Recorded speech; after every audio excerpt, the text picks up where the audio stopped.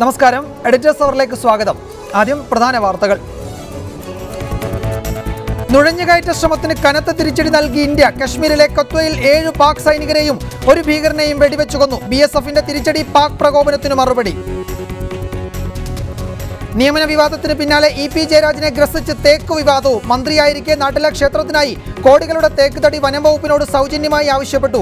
വനം വകുപ്പ് ആവശ്യം തള്ളിക്കളഞ്ഞുവെന്ന് K. രാജു റിപ്പോർട്ടറോട്. ക്ഷേത്ര സമിതിയുടെ കത്ത് കൈമാറുക മാത്രമാണ് ചെയ്തതെന്ന് EP.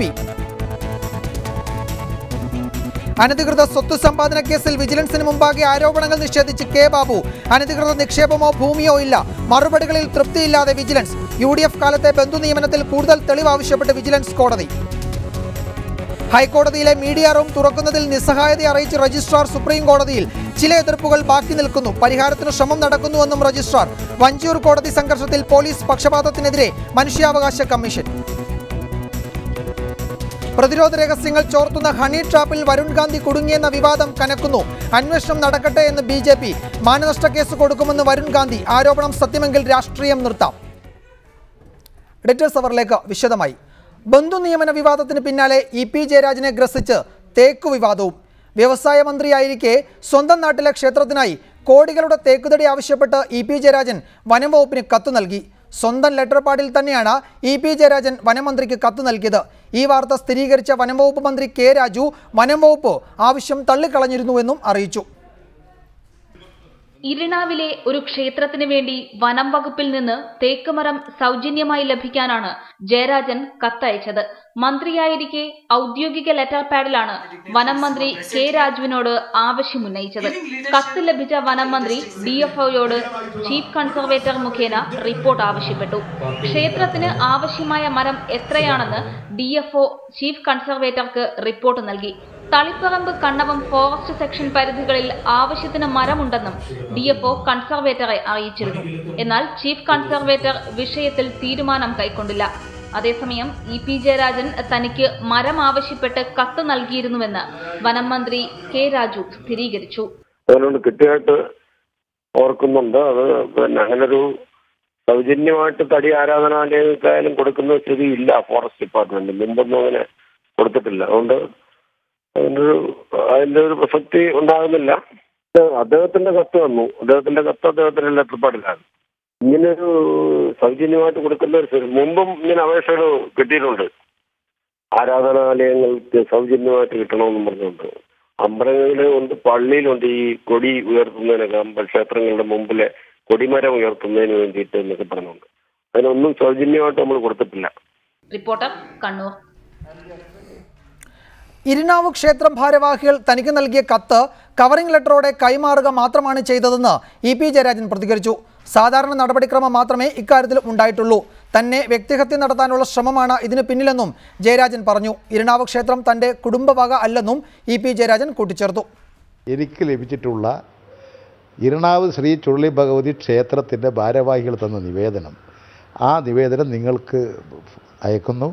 പരിശോധിച്ച് ആവശ്യമായ നടപടി സ്വീകരിക്കണം. അവരതിൽ ആവശ്യപ്പെട്ടുള്ള 1 കോടിയോളം രൂപ ഇതിന് ചെലവ് വരുമാകെ അവർക്കതിനുള്ള സാധ്യതയില്ല.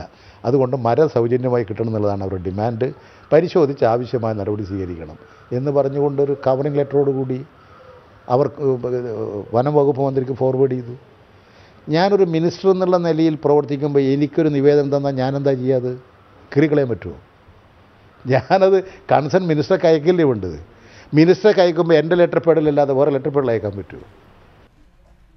ഈ വിഷയമാണ് എഡിറ്റേഴ്സ് അവർ ഇന്ന് പരിശോധിക്കുന്നത്. ചർച്ചയിൽ പങ്കെടുക്കുന്നത് ഇടത് നിരീക്ഷകൻ, മുതിർന്ന മാധ്യമപ്രവർത്തകൻ SR ശക്തിധരൻ, കോൺഗ്രസ് നേതാവ് മുൻ MLA ഡൊമിനിക് പ്രസന്റേഷൻ, BJP നേതാവ് VV രാജേഷ്, അഡ്വക്കേറ്റ് ഹരീഷ് വാസുദേവൻ എന്നിവരാണ്. ആദ്യം ശ്രീ SR ശക്തിധരൻ, ഇത് ബന്ധു നിയമന വിവാദത്തിന് പിന്നാലെ ഉണ്ടായിരിക്കുന്ന മറ്റൊരു വിവാദം കൂടിയാണ്. സർക്കാരിനും കൂടി ബാധകമായ ഒരു ഘടകം ഇതിലുണ്ട്. കാരണം EP ജയരാജൻ മന്ത്രിയായിരിക്കുമ്പോഴാണ് ഈ സംഭവം നടക്കുന്നത്. ഒരു മന്ത്രിയുടെ ഭാഗത്തുനിന്നുണ്ടായ ജാഗ്രത കുറവ് എന്ന നിലയിൽ തന്നെയാണോ ഇതിനെയും കാണുന്നത്? അതോ വേണ്ടത്ര ആലോചനയില്ലാതെ തൻ്റെ ഓഫീസിൽ വരുന്ന, തൻ്റെ അടുത്ത് വരുന്ന എല്ലാ കത്തുകളോടും പ്രതികരിക്കുന്ന രീതി അത് ജയരാജനെ കൂടുതൽ കുഴപ്പത്തിൽ ചാടിച്ചു? എങ്ങനെയാണ് താങ്കൾ ഇതിനെ വിലയിരുത്തുന്നത്? എന്ത് കുഴപ്പത്തിൽ ചാടാനാണ് എന്തിനായി വിഷയം ചർച്ച ചെയ്യുന്നതെന്ന് പോലും എനിക്ക് പിടികിട്ടുന്നില്ല. കാരണം ഒരു മന്ത്രിയായിരിക്കുമ്പോൾ സ്വാഭാവികമായിട്ടും ജയരാജൻ ചോദിച്ചത് തന്നെയാണ് അതിൻ്റെ ഒരു ന്യായം. കാരണം ഒരു നിവേദനം അദ്ദേഹത്തിൻ്റെ നാട്ടിലെ ഒരു ക്ഷേത്രത്തിൻ്റെ ഭാരവാഹികൾ കൊണ്ടുവന്ന് കൊടുത്താൽ ആ നിവേദനത്തിൽ പറയുന്ന ആവശ്യം നിർവഹിക്കേണ്ട വേറൊരു ഡിപ്പാർട്ട്മെൻറ്റും വേറൊരു മന്ത്രിയുമാണെങ്കിൽ സ്വാഭാവികമായിട്ടും ആ ജനപ്രതിനിധി എന്നുള്ള നിലയിൽ ആ നിയോജക മണ്ഡലത്തെ പ്രതിദാനം ചെയ്യുന്ന വ്യക്തി എന്നുള്ള നിലയിൽ അദ്ദേഹം അത് ആ മന്ത്രിക്ക് ഫോർവേഡ് ചെയ്യും. അത് സ്വാഭാവികമല്ലേ. നമ്മുടെ രാജ്യത്ത് എത്രയോ കത്തുകൾ ഇതുപോലെ കവറിംഗ് ലെറ്ററോട് കൂടിയിട്ട് നമ്മുടെ സംസ്ഥാനത്ത് മന്ത്രിമാർ ഇതിനു മുമ്പെല്ലാം ചെയ്തിട്ടുണ്ട്. ഇതിപ്പോൾ ജയരാജനെ ഒരു ബന്ധു നിയമനത്തിൻ്റെ വിഷയത്തിൽ ജയരാജൻ രാജിവെച്ച് പോയതുകൊണ്ട് പുതിയൊരു വിവാദം കൂടി ഉണ്ടാക്കി. അതുകൊണ്ട് എന്ത് നേട്ടം ഉണ്ടാവാനോ ഒന്നുമില്ല. അത് ഒരു മന്ത്രി എന്നുള്ള നിലയിൽ അദ്ദേഹം ചെയ്യേണ്ട ഒരു കർത്തവ്യം അദ്ദേഹം ചെയ്തു. അത് കൊടുക്കുകയോ കൊടുക്കാതിരിക്കുകയോ ചെയ്യുന്നത് ആ നിവേദനം ലഭിച്ച അതിന് ഉത്തരവാദപ്പെട്ട മന്ത്രിയുടെ ഡിപ്പാർട്ട്മെൻറ്റിൻ്റെ തീരുമാനമാണ്. അത് ആ മന്ത്രി പറയുകയും ചെയ്തു. അതിനകത്തൊരു വലിയ പാതകമുണ്ടെന്ന് ഞാൻ കരുതുന്നില്ല. അത് ഏത് മന്ത്രിയും ചെയ്യുന്നതാണ്. സ്വന്തം നിയോജക മണ്ഡലത്തിൽ ഇത്തരത്തിലുള്ള ആവശ്യങ്ങൾ വരുമ്പോൾ ആ ആവശ്യം ബന്ധപ്പെട്ട ഡിപ്പാർട്ട്മെൻറ്റിൻ്റെ ചുമതലക്കാരാരോ അവരെ ഏൽപ്പിക്കുക എന്നുള്ളത് സ്വാഭാവികമായി ചെയ്യുന്നതാണ്. മന്ത്രിക്ക് എടുത്ത് കൊടുക്കാൻ പറ്റില്ലല്ലോ. മന്ത്രിയുടെ വീട്ടിലേക്കല്ലോ അത് കൊണ്ടുപോകാൻ പോകുന്നത്. എന്തിനാണ് ഈ വിഷയം നമ്മൾ ഇത്ര ഗൗരവതരമായി നിങ്ങളുടെ ഈ അരമണിക്കൂർ സമയത്തിന് വേണ്ടി ചെലവഴിക്കുന്നതെന്ന് എനിക്ക് മനസ്സിലാകുന്നില്ല. ശ്രീ SR ശക്തിധരൻ, അക്കാര്യത്തിൽ ഒരു പ്രധാനപ്പെട്ട കാര്യം, ഇപ്പോൾ ഒരു മന്ത്രിയുടെ മുൻപാകെ വരുന്ന ഒരാവശ്യം, അത് നാട്ടിലെ പൊതുപ്രവർത്തകരാണ്, മന്ത്രിയൊക്കെ ആകുമ്പോൾ സ്വാഭാവികമായും നാട്ടിൽ നിന്നുള്ള ഇത്തരം ആവശ്യങ്ങളൊക്കെ വരും.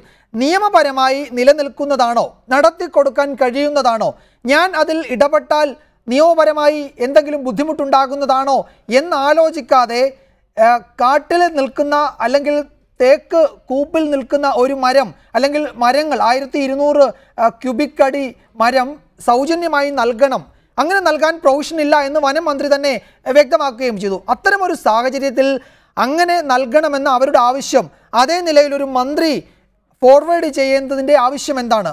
അങ്ങനെ നിയമപരമല്ലാത്ത ആവശ്യങ്ങളോട് അതേ നിലയിൽ പ്രതികരിക്കുകയാണോ ഒരു പൊതുപ്രവർത്തകൻ യഥാർത്ഥത്തിൽ വേണ്ടത്? അതാണ് നമ്മൾ ഈ ഘട്ടത്തിൽ ചർച്ച ചെയ്യാൻ ഉദ്ദേശിക്കുന്നത്. അത് ഓരോ പൊതുപ്രവർത്തകരുടെയും സ്വഭാവം അനുസരിച്ചിരിക്കും. ഞാൻ ഒരു കാര്യം പറയാം. നമ്മുടെ രാജ്യത്ത് പള്ളികളും പട്ടക്കാരും അതുപോലെ തന്നെ മോസ്കുകളും ഒക്കെ എത്രയോ സംഘടനകൾ നമ്മുടെ രാജ്യത്ത് സ്ഥലങ്ങൾ സൗജന്യമായി വാങ്ങിയിട്ടുണ്ട്. മറ്റു തരത്തിലുള്ള സൗജന്യങ്ങൾ അവർ വാങ്ങിയിട്ടുണ്ട്. അതൊന്നും അവർ നേരിട്ട് പോയി മേടിക്കുന്നതല്ല. അവരെ പ്രതിദാനം ചെയ്യുന്ന ജനപ്രതിനിധികൾ വഴി തന്നെയാണ് ഇതെല്ലാം സാധിച്ചെടുക്കുന്നത്. അതുപോലൊരു നിവേദനം ജയരാജന് കിട്ടി. അപ്പോൾ ജയരാജൻ ആലോചിച്ചപ്പോൾ ഇത് കൊടുത്തു നോക്കാം, അവർ കൊടുക്കട്ടെ. അതിനകത്തൊരു വലിയ അഴിമതിയോ മറ്റു കാര്യങ്ങളോ അല്ലെങ്കിൽ ജാഗ്രത കുറവോ ഉണ്ട് എന്നുള്ള അടിസ്ഥാനത്തിലല്ല അത് ചെയ്തത്. അതിൻ്റെ നിയമപരമായ വശം അദ്ദേഹം അത് പരിശോധിച്ചില്ല എന്നുള്ളതൊക്കെ ഇപ്പോൾ നമ്മൾ പറയുന്നതാണ്. അല്ലെങ്കിൽ ഇതൊന്നും നമ്മളിപ്പോൾ പറയില്ല. അത് പറഞ്ഞത് സ്വാഭാവികമായിട്ടും കൊടുക്കാൻ കഴിയാത്തതായതുകൊണ്ട് വനം വകുപ്പ് അത് കൊടുത്തില്ല എന്നുള്ളതൊരു വസ്തുതയാണ്. വനം വകുപ്പ് അവരുടെ വസ്തുത എന്താണെന്നുള്ളത് അവർ ഗവൺമെൻറ്റിനെ നിവേദനം അയച്ച മന്ത്രിയെ അറിയിക്കുകയും ചെയ്തു. അതോടുകൂടി അവസാനിച്ചു. അതിനകത്ത് പിന്നെ വേറെ ഏതെങ്കിലും തരത്തിലുള്ള ഫോഴ്സ് ജയരാജൻ ചെലുത്തിയെങ്കിൽ കൊള്ളാം. ജയരാജൻ പറഞ്ഞതുപോലെ അദ്ദേഹത്തിൻ്റെ കുടുംബവും ക്ഷേത്രമൊന്നുമല്ല.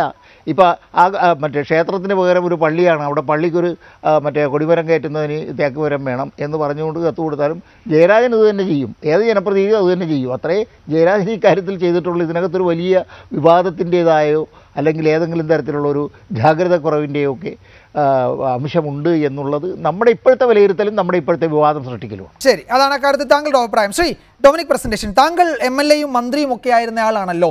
താങ്കളുടെ മുന്നിലും ഇതുപോലെയുള്ള ആവശ്യങ്ങൾ വന്നിട്ടുണ്ടാകാം. അങ്ങനെ വരുമ്പോൾ അത് നിയമപരമായി നിലനിൽക്കുന്നതാണോ ആവശ്യം? അത് മറ്റൊരു മന്ത്രിക്ക് ഒരു കത്ത് ഫോർവേഡ് ചെയ്യുമ്പോൾ അത് നിയമപരമായി അതിനെത്രത്തോളം പ്രസക്തിയുണ്ട്, അങ്ങനെ ചെയ്യുന്നതിൽ എന്തെങ്കിലും അപാകതയുണ്ടോ എന്നൊക്കെ പരിശോധിച്ചിട്ടല്ലേ ചെയ്യേണ്ടത്? അതല്ലാതെ നാട്ടിൽ നിന്നുള്ളവർ എന്താവശ്യപ്പെട്ടാലും അതനുസരിച്ച് പ്രവർത്തിച്ചു കൊള്ളണം പൊതുപ്രവർത്തകർ എന്നൊക്കെയുണ്ടോ? ഞാൻ ഈ കാര്യത്തിൽ ജയരാജനെ കുറ്റം പറയാൻ ഉദ്ദേശിക്കുന്നില്ല. എന്തുകൊണ്ടെന്നാൽ ഒരു അമ്പലക്കാർ അവർ നിവേദനം കൊണ്ട് ഒരു മന്ത്രി കൊടുക്കുക, അദ്ദേഹം ഇവിടുത്തെ കോൺസ്റ്റിറ്റ്യുവൻസിയിൽ പെട്ട ആളാണ്. സ്വാഭാവികമായിട്ട് എന്താ ചെയ്യുന്നത്, അതൊരു കത്ത് വെച്ച് കൺസേൺ ഡിപ്പാർട്ട്മെൻറ്റ് മിനിസ്റ്റർക്കോ അല്ലെങ്കിൽ അവൻ്റെ സെക്രട്ടറിക്ക് അയച്ചു കൊടുക്കും. അത് സ്വാഭാവികം ചെയ്യുന്നതാണ്. പിന്നെ ജയരാജൻ കഷ്ടകാലത്തിന് അദ്ദേഹം ഈ ഉള്ള വിവാദമൊക്കെ തലവെച്ച് പിടിക്കുകയാണ്. ഞാനതിൽ സത്യം പറയാനെങ്കിൽ ഞാൻ ശക്തികരമായി നിൽക്കുകയാണ്. ഇത് എത്ര വലിയ വിവാദമാക്കേണ്ട കാര്യമുണ്ടെന്ന് എനിക്ക് തോന്നുന്നില്ല. ഒന്ന്, ഈ എല്ലാ ആൾക്കാരും എല്ലാ സംഘടനകളും വരാറുണ്ട്. ഇപ്പോൾ ഉദാഹരണത്തിന് നമ്മുടെ സ്റ്റേഡിയക്കാർ നമ്മുടെ എറണാകുളത്തുള്ള ഇൻഡോർ സ്റ്റേഡിയം ഉണ്ടല്ലോ, അവരിതുപോലെ തന്നെ അന്ന് തേക്ക് വേണമെന്ന് പറഞ്ഞ് കർണാടൻ ലീഡറോടൊപ്പം വന്നിട്ട് അദ്ദേഹം ചെയ്തത് വിലക്ക് കൊടുക്കാനാണ് പറഞ്ഞത്. വിലക്ക് കൊടുക്കുക, പ്രൊവിഷനുണ്ട്, വിലക്ക് കൊടുക്കുക. പക്ഷേ ഇത് ഈ ജയരാജൻ ചെയ്തത് എന്താ, ഒരു മെമ്മോറണ്ടം കിട്ടി അദ്ദേഹം അയച്ചു കൊടുത്തു. അതിൽ വേണമെങ്കിൽ നമ്മൾ ഇൻവെസ്റ്റിഗേഷൻ നടത്തി കണ്ടുപിടിക്കാമെന്നല്ലാതെ ഒരു സാധാരണഗതിയിൽ അതൊരു വിവാദമാക്കേണ്ട കാര്യമില്ല എന്നാണ് എൻ്റെ ഒരു അഭിപ്രായം. ശ്രീ വി വി രാജേഷ്, ഇക്കാര്യത്തിൽ അതേ അഭിപ്രായം തന്നെയാണോ താങ്കൾക്കുമുള്ളത്? ഇതൊരു സാധാരണഗതിയിൽ പൊതുപ്രവർത്തകരൊക്കെ ഇടപെടേണ്ടുന്ന ഒരു മേഖല. ഇപ്പോൾ ക്ഷേത്ര കമ്മിറ്റിയൊക്കെ ആകുമ്പോൾ സ്വാഭാവികമായും അവർ ഒരാവശ്യം മുന്നോട്ട് വയ്ക്കുമ്പോൾ, അതും ആ ക്ഷേത്രത്തിൻ്റെ ആചാരവും അതിൻ്റെ പുനരുദ്ധാരണവും ഒക്കെയായി ബന്ധപ്പെട്ട ആവശ്യമാകുമ്പോൾ, എന്നാൽ അതേ നിലയിൽ അങ്ങ് പ്രതികരിച്ചേക്കാം എന്ന ഒരു നിഷ്കളങ്കമായ ചിന്തയിൽ നിന്നായിരിക്കാം ഒരു പക്ഷേ ഇ പി ജയരാജൻ ഈ കത്ത് ഫോർവേഡ് ചെയ്തത് എന്നാണ് ഈ ചർച്ചയിൽ ഇപ്പോൾ പൊതുവായി ഉയർന്ന ഒരു വിലയിരുത്തൽ. അങ്ങനെ തന്നെ അതിനപ്പുറത്തേക്ക് അതിനെ ആ നിലയിൽ കണ്ടാൽ മതിയോ? ഇവർ രണ്ടുപേരും പറഞ്ഞ അഭിപ്രായത്തിലേക്ക് അത് ശരിയെന്നുള്ള നിലയ്ക്ക് നമുക്ക് വിലയിരുത്തലിലേക്ക് എത്താമായിരുന്നു. ഞാനൊരു കാര്യം സമ്മതിക്കുന്നു, ഒരു MLA-ക്ക് ഒരു മന്ത്രിക്കൊക്കെ തന്നെ പലരും കത്ത് കൊടുക്കാറുണ്ട്, അവരുടെ മണ്ഡലത്തിൽ നിന്നും പുറത്തുനിന്നുള്ളവരൊക്കെ നിവേദനങ്ങൾ കൊടുക്കാറുണ്ട്. ആ സമയത്ത് തന്നെ ഇത് പരിശോധനയ്ക്ക് അയക്കാറുണ്ട്. ഇവിടെ അതല്ല, ഇത് പരിശോധനയ്ക്കാണ് വിട്ടിരുന്നതെങ്കിൽ ഈ പറഞ്ഞ വാദഗതിയിൽ അംഗീകരിക്കാമായിരുന്നു. ഇവിടെ സംഭവിച്ചത് ശ്രീ ഇ പി ജയരാജൻ അദ്ദേഹത്തിൻ്റെ ലെറ്റർ ഹെഡിൽ കെ രാജു വനം മന്ത്രിക്ക് കത്ത് ഫോർവേഡ് ചെയ്യുന്നു. വനം മന്ത്രി ഇങ്ങനെ സൗജന്യമായി തേക്ക് തരാൻ വേണ്ടി അല്ലെങ്കിൽ മരം തരാൻ വേണ്ടി നിയമമില്ല എന്ന് പറഞ്ഞ ആ കത്ത് മടക്കുന്നതിന് പകരം DFOയ്ക്ക് കൈമാറുന്നു. DFO ഉദ്യോഗസ്ഥരെ വിട്ട് കണ്ണവം കാടുകളിലൊക്കെ തന്നെ ഈ ചോദിച്ച 1200 ക്യൂബിക് മീറ്റർ തേക്കിൻ തടി ലഭിക്കുമോ എന്ന് DFO അന്വേഷിക്കുന്നു. ദാറ്റ് മീൻസ് അവിടെ തടി ലഭ്യമാണെങ്കിൽ ഒരു പക്ഷേ കൊടുക്കാമായിരുന്നു. കൊടുക്കാൻ നിയമമില്ല എങ്കിൽ ഇങ്ങനെ സൗജന്യമായി തരാൻ നിർവാഹമില്ല എന്ന് പറഞ്ഞ് കത്ത് മടക്കിയിരുന്നുവെങ്കിൽ ഈ രണ്ടുപേരും പറഞ്ഞതിനെ ന്യായീകരിക്കാമായിരുന്നു. ഇവിടെ തടിയുണ്ടോ എന്ന് പരിശോധിക്കാൻ അയച്ചു എന്ന് പറയുമ്പോഴേക്കും ഇൻറ്റൻഷൻ ഉണ്ടായിരുന്നെങ്കിൽ കൊടുക്കാമെന്നുള്ള. മറ്റൊന്നിവിടെ SRSം ഇവിടെ ബഹുമാനപ്പെട്ട മുൻ മന്ത്രിയുടെയും വേർഷൻസ് വന്നു. അതായത് എൻ്റെ ബന്ധുക്കളാരും തന്നെ ഇവിടെ ഇല്ല. ഇതിപ്പോൾ TV രാജേഷിൻ്റെ മണ്ഡലത്തിലാണ്, ഈ ക്ഷേത്രം വരുന്നത് കല്യാശ്ശേരി മണ്ഡലത്തിലാണ്. ഈ ക്ഷേത്രത്തിൻ്റെ കമ്മിറ്റിയിൽ ബഹുമാനപ്പെട്ട SRS ഒന്ന് അന്വേഷിച്ച് നോക്കുക, ഈ മുൻമന്ത്രി ഇ പി ജയരാജൻ്റെ ഭാര്യയുടെ ചേച്ചിയുടെ ഭർത്താവ് കമ്മിറ്റി മെമ്പറാണ്. അതോടൊപ്പം തന്നെ മരുമകനും കമ്മിറ്റി മെമ്പറാണ്. ഞാനത് വളച്ചിട്ടാലേ കൊണ്ട് ഇത് യാഥാർത്ഥ്യമാണ്. മറ്റൊന്ന്, ഇത്രയും കോടി ഭരണസമിതിയാണ്, അതുകൊണ്ട് മാത്രം ഇത് തട്ടിപ്പാണെന്നല്ല ഞാൻ പറയുന്നത്. പക്ഷേ അവർ ഈ കമ്മിറ്റിയിലുണ്ടെന്നുള്ള യാഥാർത്ഥ്യമാണ്. മറ്റൊന്ന്, ഇത്രയും കോടിക്കണക്കിന് രൂപയുടെ തേക്കിൻ തടി ചോദിക്കുമ്പോൾ, സൗജന്യമായി ചോദിക്കുമ്പോൾ മലബാർ ദേവസ്വം അറിയണ്ടേ? മലബാർ ദേവസ്വത്തിൻ്റെ ക്ഷേത്രമാണല്ലോ, ഞങ്ങൾ അന്വേഷിച്ചു, മലബാർ ദേവസ്വം ഇത് അറിഞ്ഞിട്ടില്ല. അപ്പോൾ മുൻപ് സാന്റിയാഗോ മാർട്ടിൻ്റെ കയ്യിൽ നിന്ന് 2 കോടി രൂപ വാങ്ങിയ പശ്ചാത്തലമുള്ള ജയരാജൻ, കിട്ടിയ അവസരത്തിലൊക്കെ തന്നെ സ്വന്തം മക്കളെ തിരികെ കയറ്റിയ പശ്ചാത്തലമുള്ള ജയരാജൻ ഇത് ചെയ്യുമ്പോൾ ഇത് തീർച്ചയായും ക്ഷേത്രത്തിൻ്റെ ആവശ്യങ്ങൾക്ക് വേണ്ടിയാണോ അതോ ക്ഷേത്രത്തിൻ്റെ ആവശ്യങ്ങൾക്ക് വേണ്ടി സൗജന്യമായി തടി സമ്പാദിച്ച ശേഷം മറ്റെന്തെങ്കിലും കാര്യങ്ങൾക്ക് വേണ്ടിയാണോ എന്ന് സംശയിക്കേണ്ടിയിരിക്കുന്നത്. അതുകൊണ്ടാണ് ഇതിൽ ക്രമക്കേട് നടന്നു എന്നുള്ളതിനകത്ത് ഞങ്ങൾ വിശ്വസിക്കുന്നത്. ഞാൻ വരാം ശ്രീ രാജേഷിലേക്ക്.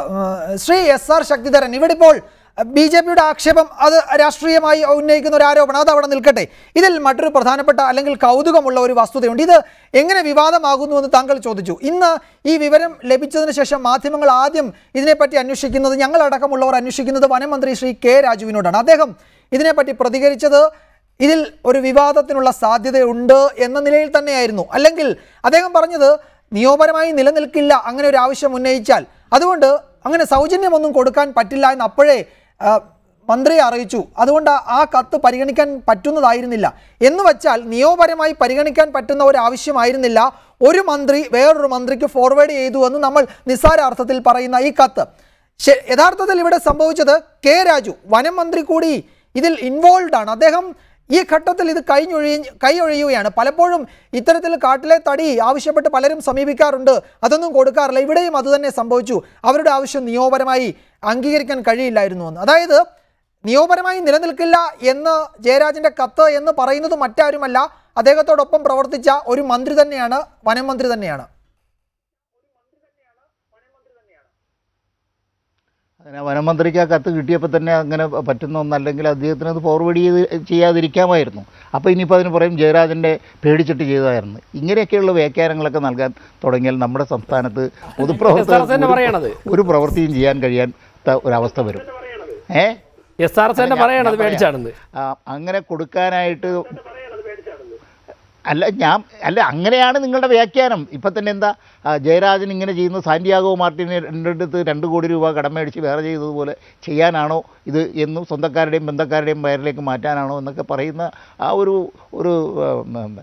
ഞാനതൊരു നിലവാരമുള്ള ഒരു സമീപനമാണ് ഇന്ന് ഞാൻ അല്ലല്ല, ഞാൻ ആരോപിച്ചല്ല, അത് വസ്തുതയാണ്. അത് വസ്തുതയാണല്ലോ, അതുകൊണ്ടാണല്ലോ പണം തിരിച്ചു കൊടുത്തത്. അല്ലേ സാർ, അത് വസ്തുതയല്ലേ, എന്റെ ആരോപണമല്ലല്ലോ. അതെ, കടം വാങ്ങിയതാണെന്ന് പറഞ്ഞല്ലോ, വളരെ വ്യക്തമായി തന്നെ അത് തെറ്റാണ് എന്ന് സമ്മതിച്ചുകൊണ്ട് തിരിച്ചു കൊടുത്തല്ലോ. ആ കാര്യത്തിൽ സാന്റിയാഗോ മാർട്ടിനെ പോലുള്ള ഒരു അഴിമതി നടത്തുന്ന ആളുടെ കയ്യിൽ നിന്നും ഒരു പണം കടം വാങ്ങിയത്, ദേശാഭിമാനിലുള്ള ഒരു പത്രം വാങ്ങിയത് തെറ്റാണ്. ഈ സാന്റിയാഗോ മാർട്ടിൻ, രാജേഷ് ഒരു കാര്യം മനസ്സിലാക്കണം, നമ്മൾ വസ്തുതകൾ വളച്ചൊടിക്കരുത്. അദ്ദേഹം പരസ്യം കൊടുക്കുന്നൊരു പരസ്യദാതാവായതുകൊണ്ട് അങ്ങനെ പരസ്യം കൊടുക്കുന്ന ആളുകളിൽ നിന്ന് എല്ലാ പത്രക്കാരും വാങ്ങാറുണ്ട്. നിങ്ങൾ ദേശാഭിമാനിയുടെ മാത്രം ചുരന്ന് നോക്കിയെന്ന് മാത്രമേ ഉള്ളൂ, എല്ലാവരും വാങ്ങാറുണ്ട്. അതവർ പരസ്യം കൊടുത്തതിൻ്റെ തീർക്കും, അല്ലെങ്കിൽ കടം വാങ്ങിയത് മടക്കി കൊടുത്ത് തീർക്കും. ഇങ്ങനെയൊക്കെയാണ് നമ്മുടെ സംസ്ഥാനത്ത് ഈ പത്രവ്യവസായമൊക്കെ നിലനിൽക്കുന്നത്. ഇത് അറിയാതെ പറയരുത്. ജന്മഭൂമി നടത്തുന്ന ഒരു പത്രം നിങ്ങൾ നടത്തുന്നുണ്ടല്ലോ, എങ്ങനെയാണെന്നുള്ളതിനെ കുറിച്ച് ഒന്ന് ആലോചിച്ച് നോക്ക്. അപ്പോൾ അതുപോലുള്ള അല്ല, ഞങ്ങൾ മാർട്ടിൻ്റെ കയ്യിൽ നിന്ന് വാങ്ങിയിട്ടില്ല, കടം വാങ്ങിയൊക്കെയാണ് ഇത് നടത്തുന്നത്. കടം വാങ്ങി ആഴ്ചയിൽ അഡ്വാൻസ് കൊടുത്ത് നടത്തിക്കൊണ്ടുവന്നൊരു പത്രമാണ് ഈ നിലവാരത്തിലേക്ക് വളർന്നു വന്നുള്ളത് നിങ്ങൾ മനസ്സിലാക്കണം. പശുവിനെ വിറ്റുണ്ടാക്കിയ പത്രമാണെന്നുള്ള ചരിത്രം എനിക്കറിയാം. നമ്മൾ ആ തർക്കത്തിലേക്കൊന്നും ഇപ്പോൾ പോകേണ്ട കാര്യമില്ല. അപ്പോൾ ആ രീതിയിൽ എന്തിലും കുറ്റം കാണുക എന്നുള്ള ഒരു സമീപനം ഉണ്ടല്ലോ. ക്ഷീരമുള്ളൊരടി പശുവിൻ ചുവട്ടിലും ക്ഷീരമുള്ളൊരാടിൻ ചുവട്ടിലും മറ്റേ കൊതുകിന് ചോര തന്നെ കൗതുകം എന്ന് നമ്മുടെ രാജ്യത്തൊരു ചൊല്ലുണ്ടല്ലോ. അതുപോലെയാണ് നിങ്ങൾ ഈ കാര്യങ്ങൾ പറയുന്നത്. ജയരാജൻ ഇത് സതുദ്ദേശത്തോടുകൂടി ചെയ്തതാണെന്നുള്ളത് ആ പ്രദേശത്തുള്ള ആളുകൾക്കെങ്കിലും അറിയാം എന്നാണ് ഞാൻ കരുതുന്നത്. ശരി, അതാണ് അക്കാര്യത്തിൽ താങ്കൾ വിശദീകരണം. ഞാൻ വരാം. ശ്രീ ഡൊമിനിക് പ്രസന്റേഷൻ, ഇക്കാര്യത്തിൽ നമുക്കറിയാം ഈ ദാനം നൽകുക എന്നത് പൊതുവെ നമ്മളുടെ സർക്കാരുകളുടെയൊക്കെ ഒരു രീതിയായി മാറിയിരിക്കുന്നു. കഴിഞ്ഞ ഗവൺമെൻറ്റിന് ഏറ്റവും അധികം ഇത് ബാധിക്കുകയും ചെയ്തിട്ടുണ്ട്, ആരോപണങ്ങൾ നേരിടുകയും ഒക്കെ ചെയ്തതാണ്. ഇപ്പോൾ സന്തോഷ് മാധവൻ്റെ കാര്യം മാറി നിൽക്കട്ടെ, അത് വേറൊരു കേസ്. ഇത് കഴിഞ്ഞ ഗവൺമെൻറ്റിൽ അടൂർ പ്രകാശ് റവന്യൂ മന്ത്രിയായിരിക്കും, അദ്ദേഹത്തിൻ്റെ മണ്ഡലത്തിൽ കോന്നിയിൽ ചോദിച്ചവർക്കൊക്കെ ഭൂമി കൊടുത്തു എന്നതായിരുന്നു വലിയ ആക്ഷേപം. തെരഞ്ഞെടുപ്പിന് മുമ്പുള്ള മന്ത്രിസഭാ യോഗത്തിലെടുത്ത തീരുമാനങ്ങളിൽ ഏറ്റവും വിവാദമായത്. അതിൻ്റെ വിശദാംശങ്ങൾ പുറത്തു വരികയും ഒക്കെ ചെയ്തിട്ടുണ്ട്. ഞാൻ ചോദിക്കുന്നത്, എല്ലാ ഗവൺമെൻറ്റും എല്ലാ മന്ത്രിമാരും ഈ രീതിയിൽ അവരുടെ മുന്നിൽ ഒരു അപേക്ഷ വന്നാൽ ഉടൻ അത് അതേ നിലയിൽ പ്രൊസീഡ് ചെയ്യുന്നത് നല്ല പ്രവണതയാണോ? അത് പരിശോധിക്കണ്ടേ? ഇവിടെ ഇത് തന്നെ ഒരു ഉദാഹരണമായി എടുക്കാം. ഇതിൽ വലിയ അഴിമതി അല്ലെ കോടികളുടെ അഴിമതി എന്നൊന്നുമല്ല. ഇങ്ങനെ ഒരു ആവശ്യം വരുന്നു, ഒരു വനത്തിൽ നിൽക്കുന്ന ഒരു തടി മുറിച്ച് അല്ലെങ്കിൽ കുറേ തടി മുറിച്ച് ഒരു ക്ഷേത്രത്തിന് കൊടുക്കണമെന്നൊരു ആവശ്യം വരുന്നു. അതൊരു പൊതുസ്വത്താണ്, പൊതുസ്വത്ത് ഇത്തരം ഒരു ആവശ്യത്തിന് ഉപയോഗിക്കണമെന്ന് പറയുമ്പോൾ അതിന് പണം വാങ്ങിയല്ലേ ചെയ്യേണ്ടത്? അതിന് നിലവിൽ ചട്ടങ്ങളില്ലേ? ആ ചട്ടങ്ങൾ പാലിക്കേണ്ടേ? താങ്കൾ നേരത്തെ ലീഡറുടെ കാര്യം സൂചിപ്പിച്ചുവല്ലോ, ആ ചട്ടങ്ങളൊക്കെ നിലവിലുണ്ടല്ലോ. അപ്പോൾ അതൊക്കെ പാലിക്കാതെ ഇത് അതേ രീതിയിൽ ഫോർവേഡ് ചെയ്യുമ്പോൾ അതിൻ്റെ ഉദ്ദേശശുദ്ധി എന്താണെങ്കിലും അത് നല്ലൊരു പ്രവണതയാണോ? ഇതിൻ്റെ പ്രശ്നം എന്താണെന്നറിയോ? ഇപ്പോൾ ജയരാജൻ നമ്മുടെ ലോക്കൽ മന്ത്രിയാണ്, അദ്ദേഹത്തിന് കിട്ടുന്നൊരു നിവേദനമാണ് അമ്പലക്കാരുടെ. അദ്ദേഹം ചെയ്തത് എന്താണ്? ഒരു കവർ ലെറ്റർ വെച്ച് ഫോറസ്റ്റ് മന്ത്രിക്ക് അയച്ചു കൊടുത്തു. അവരാണ് നോക്കേണ്ടത്, കൺസേൺ ഡിപ്പാർട്ട്മെൻറ്റാണ് നോക്കിയാൽ പറയേണ്ടത്. കൊടുക്കാൻ പറ്റുമോ ഇല്ലെങ്കിൽ ഇല്ലെന്ന് പറയണം. അല്ലെങ്കിൽ അങ്ങനെയാണ് സാധാരണ നമ്മുടെ ഗവൺമെൻറ് സിസ്റ്റം അങ്ങനെയാണ്.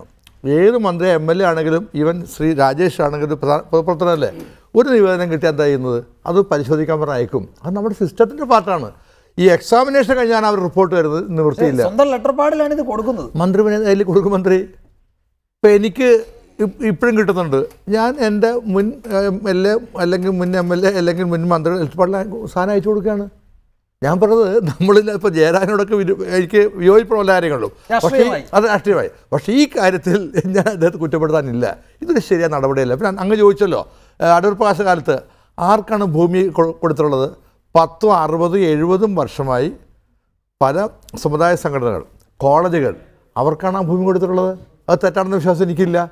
നമ്മുടെ കേരളത്തിൽ മുഴുവൻ എടുത്തോളൂ. SNDPക്കുണ്ട്, NSSനുണ്ട്, MESനുണ്ട്, ക്രിസ്ത്യൻ മാനേജനുണ്ട്, എല്ലാവർക്കും കൊടുത്തു. 10, 60, 70 കൊല്ലമായി അവരുടെ കൈവശം ലീസിരിക്കുന്ന ഭൂമി വേറെ ഒന്നും ചെയ്യാൻ ഗവൺമെൻറ് കഴിയില്ല. പ്ലേ ഗ്രൗണ്ടാണ് ചിലത് കെട്ടിടമാണ്. അത് അവർക്ക് കൊടുത്തു എന്നുള്ളത് അല്ലാതെയും കൊടുത്തിട്ടുണ്ട്. അല്ല, അങ്ങനെ അല്ലാതെ കൊടുത്തെങ്കിൽ അത് പിടിച്ചൊന്നും എതിർപ്പില്ല. ഞാനീ പറഞ്ഞ പൊതുക്കാരെ ഞാൻ പറഞ്ഞത്, അങ്ങനെ അല്ലാതെ ഭൂമി കൊടുത്തെങ്കിൽ നടപടി എടുത്തോളൂ. ഞാനീ പറയുന്നത് ഈ ഒരു പെർട്ടിക്കുലർ കേസിൽ. പിന്നെ ഈ കാട്ടിലെ തടി അന്വേഷിക്കാൻ വേണ്ടിയല്ല പറഞ്ഞത്. ഇതിൻ്റെ സിസ്റ്റം തടി ഡിപ്പോ ഉണ്ട്. ആ തടി ഡിപ്പോ ചോദിക്കും. ഇപ്പോൾ ഞാൻ ഉദാഹരണം പറയാം. മട്ടാഞ്ചേരി പാലത്തിന് തടി വേണ്ടി ആഞ്ഞിലേ ഞാൻ നിയമസഭ ഉന്നയിച്ചു. അന്ന് തിരുവനന്തപുരം മന്ത്രി PWD മിനിസ്റ്റർ ഇബ്രാഹിം കുഞ്ഞ് അവർ പരിശോധിക്കാമെന്ന് പറഞ്ഞു. അത് അവസാനം നമ്മൾ കൊല്ലത്തിനപ്പുറമുള്ള ഒരു കാട്ടിൽ പോയി പോയി അന്വേഷിച്ചാൽ തടി കണ്ടുപിടിച്ച് പക്ഷേ ഗവൺമെൻറ് പണം കൊടുത്തു. അപ്പോൾ ഞാൻ പറയുന്നത് ഇതൊക്കെ ഇത് അന്വേഷണ പാർട്ടാണ്. പിന്നെ എന്തിനും നമുക്ക് വേണമെങ്കിൽ അന്വേഷിക്കും. ഈ ഒരു കാര്യത്തിൽ ഈ ജയരാജനെ വീണ് കിടക്കുന്ന വീണ്ടും ചവിട്ടണോ? വിട്ടേക്കത്. അതാണ് എൻ്റെ അഭിപ്രായം. ശരി, ഞാൻ വരാം. രാജേഷിന് മറുപടി ഉണ്ടാകും. ഞാൻ രാജേഷിലേക്ക് വേഗം. ഇപ്പോൾ അഡ്വക്കേറ്റ് ഹരീഷ് വാസുദേവൻ ചേരുന്നുണ്ട്. ഹരീഷ്, ഇതിൽ എന്തെങ്കിലും നിയമപരമായ പ്രശ്നമുണ്ടോ എന്നതാണ് ഒരു ചോദ്യം. മറ്റൊന്ന്, ഒരു പൊതുപ്രവർത്തകൻ, ഒരു മന്ത്രി എന്ന നിലയിൽ ഒരു ആവശ്യവുമായി സ്വന്തം നാട്ടുകാർ വരുമ്പോൾ അതിനോട് പ്രതികരിച്ചു എന്നതിനപ്പുറത്തേക്ക് EP ജയരാജനെ കുറ്റപ്പെടുത്തേണ്ട ആവശ്യമില്ല എന്നതാണ് ഈ ചർച്ചയിൽ പങ്കെടുക്കുന്ന പലരുടെയും അഭിപ്രായം. അല്ലെങ്കിൽ അതാണ് EP ജയരാജൻ നൽകിയ വിശദീകരണവും അതാണ്. ഒന്ന്, അദ്ദേഹത്തിൻ്റെ കുടുംബക്ഷേത്രമല്ല, അത് മലബാർ ദേവസ്വം ബോർഡിന് കീഴിലുള്ള B ഗ്രേഡ് ക്ഷേത്രമാണ്. അവിടെ കോടിക്കണക്കിന് രൂപ ചെലവ് വരുന്ന ഒരു പുനരുദ്ധാരണ ക്രിയകൾ നടക്കുമ്പോൾ അതിന് പണം കണ്ടെത്താൻ ആ ക്ഷേത്രത്തിന് കഴിയാതെ വരുമ്പോൾ ഇത്തരം ഒരു ആവശ്യവുമായി സർക്കാരിനെ സമീപിക്കുന്നതിൽ അസ്വാഭാവികമായി ഒന്നുമില്ല. ആ കത്ത് വനം മന്ത്രിക്ക് കൊടുത്തു എന്നത് അല്ലാതെ വേറൊന്നും ചെയ്തിട്ടില്ല എന്നാണ് മന്ത്രിയുടെയും അല്ലെങ്കിൽ മുൻ മന്ത്രിയുടെയും വിശദീകരണം. ഇക്കാര്യത്തിൽ വസ്തുതകൾ പരിശോധിക്കേണ്ടതാണ്. ഞാൻ ഇതിന്റെ വസ്തുതകൾ നേരിട്ട് കണ്ടിട്ടില്ല. പക്ഷെ ഒരു കാര്യം ഇതിൽ നിന്ന് വ്യക്തമാവുന്നത് എന്താണെന്ന് വെച്ച് കഴിഞ്ഞാൽ, സാധാരണക്കാരായ ആ പ്രദേശത്തുള്ള ആളുകൾ അമ്പലത്തിന്റെ അല്ലെങ്കിൽ അമ്പലം ക്ഷേത്രം സമിതി തന്നെ ആ സ്ഥലം MLA എന്ന നിലയ്ക്ക് ശ്രീ ജയരാജനെ സമീപിക്കുകയും സ്ഥലം MLA എന്ന ലെറ്റർ പാഡിന് പകരം സ്ഥലം മന്ത്രി ആയതുകൊണ്ട് തന്നെ വ്യവസായ വകുപ്പ് മന്ത്രിയുടെ ലെറ്റർ പാഡിൽ അദ്ദേഹം ഇത് പരിശോധിക്കണം എന്നാവശ്യപ്പെട്ടുകൊണ്ട് കൊടുക്കുകയും ചെയ്യുന്നു. അങ്ങനെ ലെറ്റർ ഫോർവേഡ് ചെയ്യുന്നതിൽ ഒരു തെറ്റും ഉണ്ടെന്ന് ഞാൻ കരുതുന്നില്ല. ഇങ്ങനെ ഒരു ന്യായമായ ആവശ്യമാണെങ്കിൽ അത് അനുവദിച്ചു കൊടുക്കണം എന്നൊക്കെ സാധാരണ ലെറ്റർ കവറിംഗ് ലെറ്ററിൽ എഴുതുകയും ഇത് പരിശോധിക്കേണ്ടതാണ് എന്ന് പറഞ്ഞുകൊണ്ട് കൺസേൺഡ് വകുപ്പ് മന്ത്രിക്ക് കൊടുക്കുകയും ചെയ്യും. കൺസേൺഡ് വകുപ്പ് മന്ത്രി, വനം വകുപ്പ് മന്ത്രി ഇക്കാര്യം പരിശോധിക്കാവുന്നതാണെങ്കിൽ അത് അതിന്റെ എമൗണ്ട് നോക്കി, നിയമം നോക്കി അത് കൊടുക്കാവുന്നതാണെങ്കിൽ കൊടുക്കാവുന്നതാണെന്നും അല്ലെങ്കിൽ അല്ല എന്നും പറയും. ഇക്കാര്യത്തിൽ എന്താണ് ഈ ലെറ്ററുകളിൽ കൊടുത്തിട്ടുള്ളത് എന്നുള്ളത് വളരെ ഓരോ കേസിലും വളരെ ഇമ്പോർട്ടന്റ് ആണ്. ഇപ്പൊ ഞാൻ പറയാം, തൊടുപുഴ ക്രിക്കറ്റ് സ്റ്റേഡിയത്തിന്റെ കാര്യത്തിൽ വിജിലൻസ് കോടതിയുടെ ഒബ്സർവേഷൻ വന്നതെന്താണെന്ന് വെച്ച് കഴിഞ്ഞാൽ, സ്വന്തം സ്ഥലത്ത് സർക്കാർ സ്വാഭാവികമായി ഉദ്യോഗസ്ഥർ തള്ളിയ ഒരു റിപ്പോർട്ട് മന്ത്രി ഇത് പ്രത്യേക പരിഗണന അർഹിച്ചു കൊടുക്കേണ്ടതാണ് എന്ന് പറഞ്ഞ് ലെറ്റർ എഴുതുമ്പോഴാണ് അത് അഴിമതിയായി മാറുന്നത്. അപ്പോൾ സ്വാഭാവികമായി പരിഗണിക്കണം എന്നാണ് ലെറ്ററിൽ വന്നിട്ടുള്ളതെങ്കിൽ തീർച്ചയായിട്ടും ബന്ധപ്പെട്ട ഉദ്യോഗസ്ഥർക്ക് തള്ളാവുന്നതാണ്. സ്വാഭാവികമായി ഉണ്ടാവുന്ന, പുറത്തുനിന്ന് നോക്കുന്ന ഒരാൾക്ക് ഉണ്ടാവുന്ന ഒരു സംശയം, DFO തലത്തിൽ ഒരു തടി ആവശ്യമാണെങ്കിൽ അതിന് പൈസ അടച്ച് അത് വാങ്ങിക്കാം എന്ന നിയമം അറിയാവുന്ന ആർക്കും അത് DFOയോട് അപേക്ഷ കൊടുത്ത് വാങ്ങിക്കാവുന്നതാണ്. DFO അത് തള്ളുകയോ കൊള്ളുകയോ ചെയ്യാവുന്നതാണ്. എന്തുകൊണ്ടാണ് DFO തലത്തിൽ കൊടുക്കാനുള്ള അപേക്ഷ മന്ത്രി വഴി കറങ്ങി വരുന്നത്? അത് താഴെ തട്ടിലുള്ള ഉദ്യോഗസ്ഥരെ ഒരു തരം സ്വാധീനത്തിൽ കൊണ്ടുവരാൻ വേണ്ടി, അല്ലെങ്കിൽ അവരുടെ മുകളിൽ കൂടുതൽ പ്രഷർ കൊടുക്കാൻ വേണ്ടിയാണോ എന്ന സംശയം സ്വാഭാവികമായിട്ട് ഇത് കണ്ടുകൊണ്ടിരിക്കുന്ന മുഴുവൻ ആളുകൾക്കും ഉണ്ടാവും.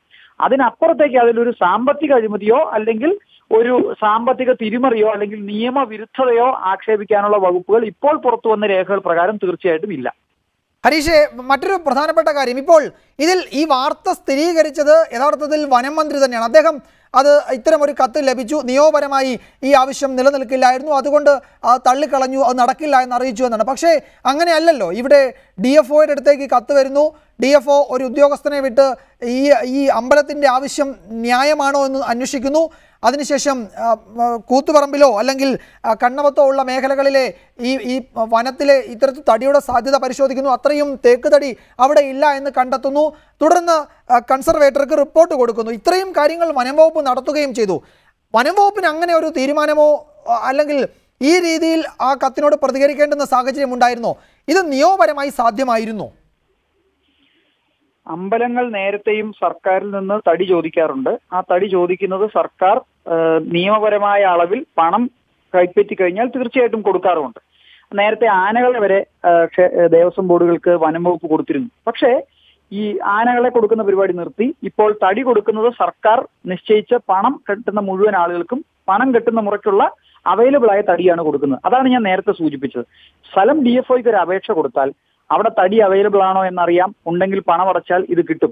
പണം ഒഴിവാക്കുന്നതിന് വേണ്ടിയാണ് മന്ത്രിക്ക് പരാതി കൊടുത്തതെങ്കിൽ, കത്ത് കൊടുത്തതെങ്കിൽ, ആ കത്താണ് ഫോർവേഡ് ചെയ്ത് അനുഭാവപൂർവ്വം സർക്കാരിന്റെ പണത്തിൽ അത് കൊടുക്കണം എന്നോ മറ്റോ അതിൽ എഴുതി പോയിട്ടുണ്ടെങ്കിൽ തീർച്ചയായിട്ടും വനം വകുപ്പ് ഇത് മുളയിലേ നുള്ളേണ്ടതായിരുന്നു. ഇത് ഇപ്പൊ നമുക്ക് മനസ്സിലാവുന്നത് രേഖകൾ പ്രകാരമാണെങ്കിൽ കണ്ണൂർ ജില്ലയിൽ ആ പ്രദേശത്ത് ആ റേഞ്ചിൽ ആ തടി അവൈലബിൾ അല്ലാതിരുന്നത് കൊണ്ട് മാത്രമാണ് ഇത് പാസ്സാവാതെ പോയത്. തീർച്ചയായിട്ടും അങ്ങനെ ഉണ്ടാകുമായിരുന്നെങ്കിൽ പണമില്ലാതെ ഇവർ കൊടുക്കുമായിരുന്നു എന്നാണ് ഇപ്പോൾ വരുന്ന വാർത്തകളിലൂടെ മനസ്സിലാവുന്നത്. അങ്ങനെയാണെങ്കിൽ തീർച്ചയായിട്ടും അത് വനംവകുപ്പ് ഉദ്യോഗസ്ഥരുടെ ഭാഗത്തു നിന്നും, പ്രത്യേകിച്ച് അത് വെറുതെ ഫോർവേഡ് ചെയ്യുക വഴി വനംവകുപ്പ് മന്ത്രിയുടെ ഓഫീസിന്റെ ഭാഗത്തു നിന്നും ഒക്കെ ഉണ്ടായിട്ടുള്ള പ്രാഥമികമായ വീഴ്ചയാണെന്ന് കാണേണ്ടി വരും.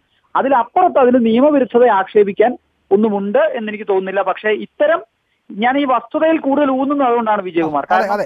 അതാണ് ഹരീഷ്, അത് തന്നെയാണ്. ഇതിൽ ഒരു മന്ത്രിയുടെ അടുത്തൊരു കത്ത് കൊണ്ടുവരുമ്പോൾ ആ കത്ത് മറ്റൊരു മന്ത്രിക്ക് ഫോർവേഡ് ചെയ്യേണ്ടതാണെങ്കിൽ അങ്ങനെ ചെയ്യുന്നതിൽ പ്രത്യേകിച്ച് ഏതെങ്കിലും തരത്തിൽ കുറ്റപ്പെടുത്തലിന്റെ ആവശ്യമില്ല. ഈ തളിപ്പറമ്പ് കണ്ണവം റേഞ്ചിൽ പരിശോധിച്ചതിന് ശേഷം അവിടെ ഇത്രയും തേക്കുതടി ഇല്ലെന്ന് കണ്ടെത്തി വനം വകുപ്പ് റിപ്പോർട്ട് കൊടുത്തതിന്റെ അടിസ്ഥാനത്തിൽ തീരുമാനം പിന്നീട് വനം വകുപ്പ് എടുത്തത് എന്നാണ് നമുക്ക് മനസ്സിലാക്കാൻ കഴിയുന്നത്. പക്ഷേ മന്ത്രി അങ്ങനെയല്ല പറയുന്നത്. പിന്നെ ഹരീഷ് ചോദിച്ചതുപോലെ ഇത് സൗജന്യമായി കിട്ടണമെന്നതായിരുന്നു ക്ഷേത്ര സമിതിയുടെ ആവശ്യം. ആ ആവശ്യം ലെറ്റർ പാഡിൽ എഴുതിയാണ് ഇ പി ജയരാജൻ കൊടുക്കുകയും ചെയ്തത്. ഇത് അത്രയും ഇ പി ജയരാജൻ സമ്മതിച്ച കാര്യമാണ്, കെ രാജു വനമന്ത്രിയും സമ്മതിച്ച കാര്യമാണ്. ഞാൻ താങ്കളിലേക്ക് വരാം. ശ്രീ വി വി രാജേഷ്, ഇവിടെ ഇപ്പോൾ ഒരു സ്വജനപക്ഷപാതത്തിൻ്റെ പേരിൽ അല്ലെങ്കിൽ ബന്ധു നിയമനത്തിൻ്റെ പേരിൽ മന്ത്രിസ്ഥാനം നഷ്ടപ്പെട്ട് ആകപ്പാടെ വിവാദ പുരുഷനായി നിൽക്കുന്ന ഇ പി ജയരാജനെ അടിക്കാൻ ഒരു വടി കൂടി കിട്ടി എന്നതിനപ്പുറത്തേക്ക് വലിയ തോതിലൊരു അഴിമതി ആരോപണം അദ്ദേഹത്തിനെതിരെ ഉന്നയിക്കാനുണ്ടോ? അല്ല വിജയകുമാർ, ഇത് ഈ കത്ത് കിട്ടിയ ഉടൻ തന്നെ ഒന്നുകിൽ നിങ്ങൾ പണം അടച്ചിട്ട് തടി വാങ്ങണം, അല്ലെങ്കിൽ സൗജന്യമായി തരാൻ നിർവാഹമില്ല എന്നായിരുന്നു മറുപടിയെങ്കിൽ ഈ പറഞ്ഞ വാദഗതികളൊക്കെ അംഗീകരിക്കാമായിരുന്നു. ഇവിടെ തടി അന്വേഷിക്കാൻ വേണ്ടി പോയി. പിന്നെ UDF ന്യായീകരിക്കുന്നുണ്ട്. UDF ന്യായീകരിക്കുന്നതിന് പിന്നിൽ താങ്കൾ ഒരു ജില്ലയുടെ കാര്യം മാത്രമേ പറഞ്ഞുള്ളൂ. നമ്മളിപ്പോൾ അടൂർ നിയോജകമണ്ഡലത്തിൽ യാത്ര ചെയ്ത് കഴിഞ്ഞാൽ വർഷങ്ങളായി ഭൂമി കൈവശം വച്ചിരിക്കുന്നു എന്ന് പറഞ്ഞത് എഴുതി കൊടുക്കാനുള്ള ന്യായീകരണമല്ല. വനം, തോട്ടങ്ങൾ, ഇതുപോലുള്ള ന്യായീകരണങ്ങൾ പറഞ്ഞാണ് കേരളത്തിൻ്റെ സമൂഹത്തിൻ്റെ പൊതുസ്വത്തായിട്ടുള്ള ആയിരക്കണക്കിന് കോടി രൂപയുടെ തോട്ടങ്ങൾ പലരും കൈവശം വച്ചിരിക്കുന്നത്. തൃശ്ശൂർ ജില്ലയിൽ പല സാമുദായിക മാനേജ്മെൻറ്റുകൾക്കും വേണ്ടി എത്രയോ ഏക്കർ തിരുവനന്തപുരത്ത് കണ്ണായ സ്ഥലങ്ങളിൽ UDF സർക്കാർ എഴുതി കൊടുത്തിട്ടുണ്ട്. അപ്പോൾ അത്രത്തോളം അടൂർ പ്രകാശിൻ്റെ നിയോജകമണ്ഡലത്തിലാണ് ഏറ്റവും കൂടുതൽ സാമുദായിക സംഘടനകൾ കൊടുത്തു എന്ന് പറഞ്ഞാൽ സാമുദായിക സംഘടനകളെ അവർ കൈവിൽ അവരുടെ കരാർ കഴിഞ്ഞപ്പോഴേക്കും അവിടെ നിന്ന് ഒഴിവാക്കേണ്ടതായിരുന്നു, ഒഴിവാക്കിയില്ല. എന്നിട്ട് പതിറ്റാണ്ടുകളോളം തുടരാനുള്ള അവസ്ഥ കൊടുത്തു. അതിനുശേഷം അവരെ പ്രീതിപ്പെടുത്തുവാൻ വേണ്ടി നേരിട്ട് എഴുതി കൊടുക്കുക. ഒരു സംഘടനയ്ക്ക് 5 സെൻറ്റ് കൊടുക്കുമ്പോൾ അത് പറഞ്ഞുകൊണ്ട് മറ്റൊരു സംഘടനയ്ക്ക് 5 ഏക്കർ എഴുതി കൊടുക്കുന്നത്. ഞാൻ ആ കണക്കുകൾ നിരത്തേണ്ട ചർച്ചയില്ലാത്തതുകൊണ്ട് ഞാൻ അതിലേക്ക് പോകുന്നില്ല. അതുകൊണ്ട് ആ UDFൻ്റെ നേതാക്കന്മാരുടെ മുമ്പിൽ ഒരു 1200 ക്യൂബിക് മീറ്റർ തടി എന്ന് പറയുന്ന ഒരു പ്രശ്നമേ അല്ല. അതുകൊണ്ടാണ് UDFനെ ന്യായീകരിക്കുന്നത്. എന്തായാലും അഴിമതിയുടെ പശ്ചാത്തലമുള്ള ശ്രീ ഇ പി ജയരാജൻ ഇത് കാട്ടിയത് ക്ഷേത്രത്തിൻ്റെ പേരിൽ സ്വന്തക്കാർ ഉൾപ്പെടുന്ന ട്രസ്റ്റിലൂടെ തടി സ്വന്തമാക്കാനാണ് എന്ന് സംശയിക്കുന്നവരെ തെറ്റു പറയാൻ സാധിക്കുകയില്ല. ഹരീഷ്, താങ്കൾ ടെലിഫോൺ ലൈനിലുണ്ടല്ലോ. കഴിഞ്ഞ ഗവൺമെന്റിന്റെ കാലത്ത് ഈ ഭൂമിദാനവും സംബന്ധിച്ച വിവാദങ്ങൾ ഉണ്ടായി. ഏറ്റവും ഒടുവിൽ ചേർന്ന ജനുവരി മുതൽ ഇങ്ങോട്ട് ചേർന്ന മന്ത്രിസഭാ യോഗ തീരുമാനങ്ങൾ ഈ ഗവൺമെന്റ് പുനഃപരിശോധിക്കാൻ തീരുമാനിക്കുന്നു. അതിൽ ഒരു സമിതി, മന്ത്രിതല സമിതി തന്നെ പ്രവർത്തിക്കുന്നു. ആ നിലയിൽ അന്നൊക്കെ ആരോപണം ഉന്നയിച്ചതുപോലെ വേണമെങ്കിൽ ഉന്നയിക്കാവുന്ന ഒരു ആക്ഷേപം തന്നെയല്ലേ ഇതും ഈ സംഭവവും? ഹരീഷ്, കേൾക്കാമോ? നേരത്തെയുള്ള സർക്കാരിന്റെ തീരുമാനങ്ങളുമായി ബന്ധപ്പെടുത്തിയല്ല ഞാൻ ഇതിനെ കാണുന്നത്. ഞാൻ ഇതൊരു ഒറ്റപ്പെട്ട ഇഷ്യൂ ആയിട്ട് തന്നെയാണ് ഞാൻ കാണുന്നത്. കാരണം എല്ലാ സർക്കാരിന്റെ കാലത്തും എല്ലാ മന്ത്രിമാർക്കും ഇത്തരത്തിൽ സ്വന്തം മണ്ഡലങ്ങളിൽ നിന്ന് കത്തുകൾ വരികയും അപേക്ഷകൾ വരികയും ഈ അപേക്ഷകൾ അനുഭാവപൂർവ്വം പരിഗണിക്കണമെന്ന് ആവശ്യപ്പെട്ടുകൊണ്ട് പലപ്പോഴും നമുക്കറിയാമല്ലോ, മന്ത്രി എന്നുള്ള നിലയ്ക്ക് ഏത് മണ്ഡലത്തിലേക്കും ആവശ്യമായ മറ്റെല്ലാവരുടെയും മുൻഗണനകളെ മറികടന്നുകൊണ്ട് ആ മണ്ഡലത്തിന് വേണ്ട കാര്യങ്ങൾ ചെയ്യുന്ന ആളാണല്ലോ നല്ല മന്ത്രി. കേരളം മുഴുവൻ O രാജഗോപാലിനെ സ്നേഹിക്കുന്നത് എന്തുകൊണ്ടാണ്? O രാജഗോപാലിന്റെ രാഷ്ട്രീയത്തോട് സ്നേഹമുള്ളതുകൊണ്ടല്ല, മറിച്ച് അദ്ദേഹം കേന്ദ്രമന്ത്രിയായിരിക്കെ മറ്റ് സംസ്ഥാനങ്ങൾക്ക് കൊടുക്കുന്നതിലും കൂടുതൽ ഒരുപക്ഷെ വഴിവിട്ട് കേരളത്തെ സഹായിച്ചിട്ടുണ്ട്. ആ സഹായം കൈപ്പറ്റിയ നമ്മളെല്ലാവരുമാണ്. റെയിൽവേ മന്ത്രി എന്നുള്ള നിലയ്ക്ക് അദ്ദേഹത്തിന്റെ സഹായം സ്വീകരിച്ച ആളുകൾ എന്നുള്ള നിലയ്ക്ക് നമ്മൾ അദ്ദേഹത്തോട് നന്ദി പ്രകടിപ്പിക്കുന്നു. എന്ന് പറയുന്നത് പോലെ ഇ പി ജയരാജൻ ആ മണ്ഡലത്തെ പ്രതിനിധീകരിച്ച് മന്ത്രിയായിരിക്കുമ്പോൾ ആ മണ്ഡലത്തിൽ നിന്ന് വരുന്ന അപേക്ഷകൾക്ക് വനം വകുപ്പിൽ അപ്പോൾ പെൻഡിങ്ങിൽ നിൽക്കുന്ന മറ്റ് അപേക്ഷകളെക്കാൾ കൂടുതൽ പ്രാമുഖ്യം കൊടുത്തുകൊണ്ട് പരിശോധിപ്പിക്കാൻ കഴിയുന്ന ഒരു സംവിധാനം ആ നാട്ടുകാരെ സംബന്ധിച്ചിടത്തോളം ഉണ്ട്. അത് മന്ത്രി എന്നുള്ള നിലയ്ക്ക് അദ്ദേഹം അത് ഉപയോഗിച്ചിട്ടുമുണ്ട്. അത്തരം വസ്തുതകളാണ് ഇനി പുറത്തു വരേണ്ടത്. ഇവർക്ക് തടി കൊടുക്കുന്നതിന് വേണ്ടി DFO ഓടി നടന്ന് പരിശോധന നടത്തിയതായി വനമന്ത്രി തന്നെ പറയുന്നു. മറ്റ് 10 ക്യൂബോ 15 ക്യൂബോ ഒക്കെ ആവശ്യപ്പെട്ടുകൊണ്ടുള്ള സാധാരണക്കാരുടെ അപേക്ഷകൾ അവിടെ നിലനിൽക്കുമ്പോഴാണോ ഇത്തരം ആവശ്യങ്ങൾ പരിഗണിക്കപ്പെടുന്നത് എന്നെല്ലാം അങ്ങനെ ഉണ്ടെങ്കിൽ മാത്രമേ അതിനകത്തൊരു അഴിമതിയുടെ അല്ലെങ്കിൽ ക്രമവിരുദ്ധമായി എന്നാണ് നമ്മൾ അതിന് പറയുക, ഇറഗുലറായി. ആ ഇറഗുലറായി ഇത് പരിഗണിച്ചിട്ടുണ്ടോ എന്ന കാര്യം വസ്തുതകളിലൂടെ പുറത്തു വരേണ്ട സംഗതിയാണ്.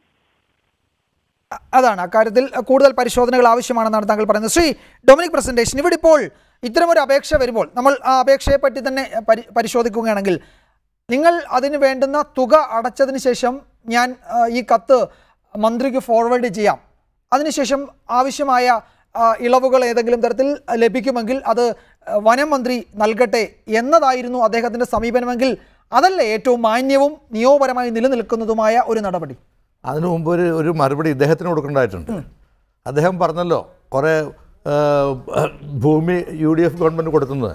ഞങ്ങൾ ഭൂമി കൊടുത്തത് മുഴുവൻ പതിറ്റാണ്ടുകളായി ഇരിക്കുന്ന ഇൻസ്റ്റിറ്റ്യൂഷൻസിനാണ്. പിന്നെ തോട്ടങ്ങൾ അത് ഏറ്റെടുക്കാൻ കേസ് നടക്കുകയാണ്. ഏറ്റെടുത്തത് AVT ഏറ്റെടുത്തത് ഹൈക്കോടതി സ്റ്റേ നിർത്തിയിരിക്കുകയാണ്. പിന്നെ രാജേഷ് അങ്ങനെ കയറി ഒരു വലിയത് പറയരുത്.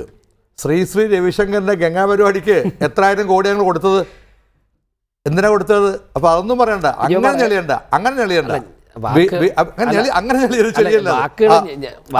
താങ്കൾ ഉപയോഗിക്കുമ്പോഴത്തെ വാക്കുകൾ ഞാൻ ഉപയോഗിക്കുന്നില്ല.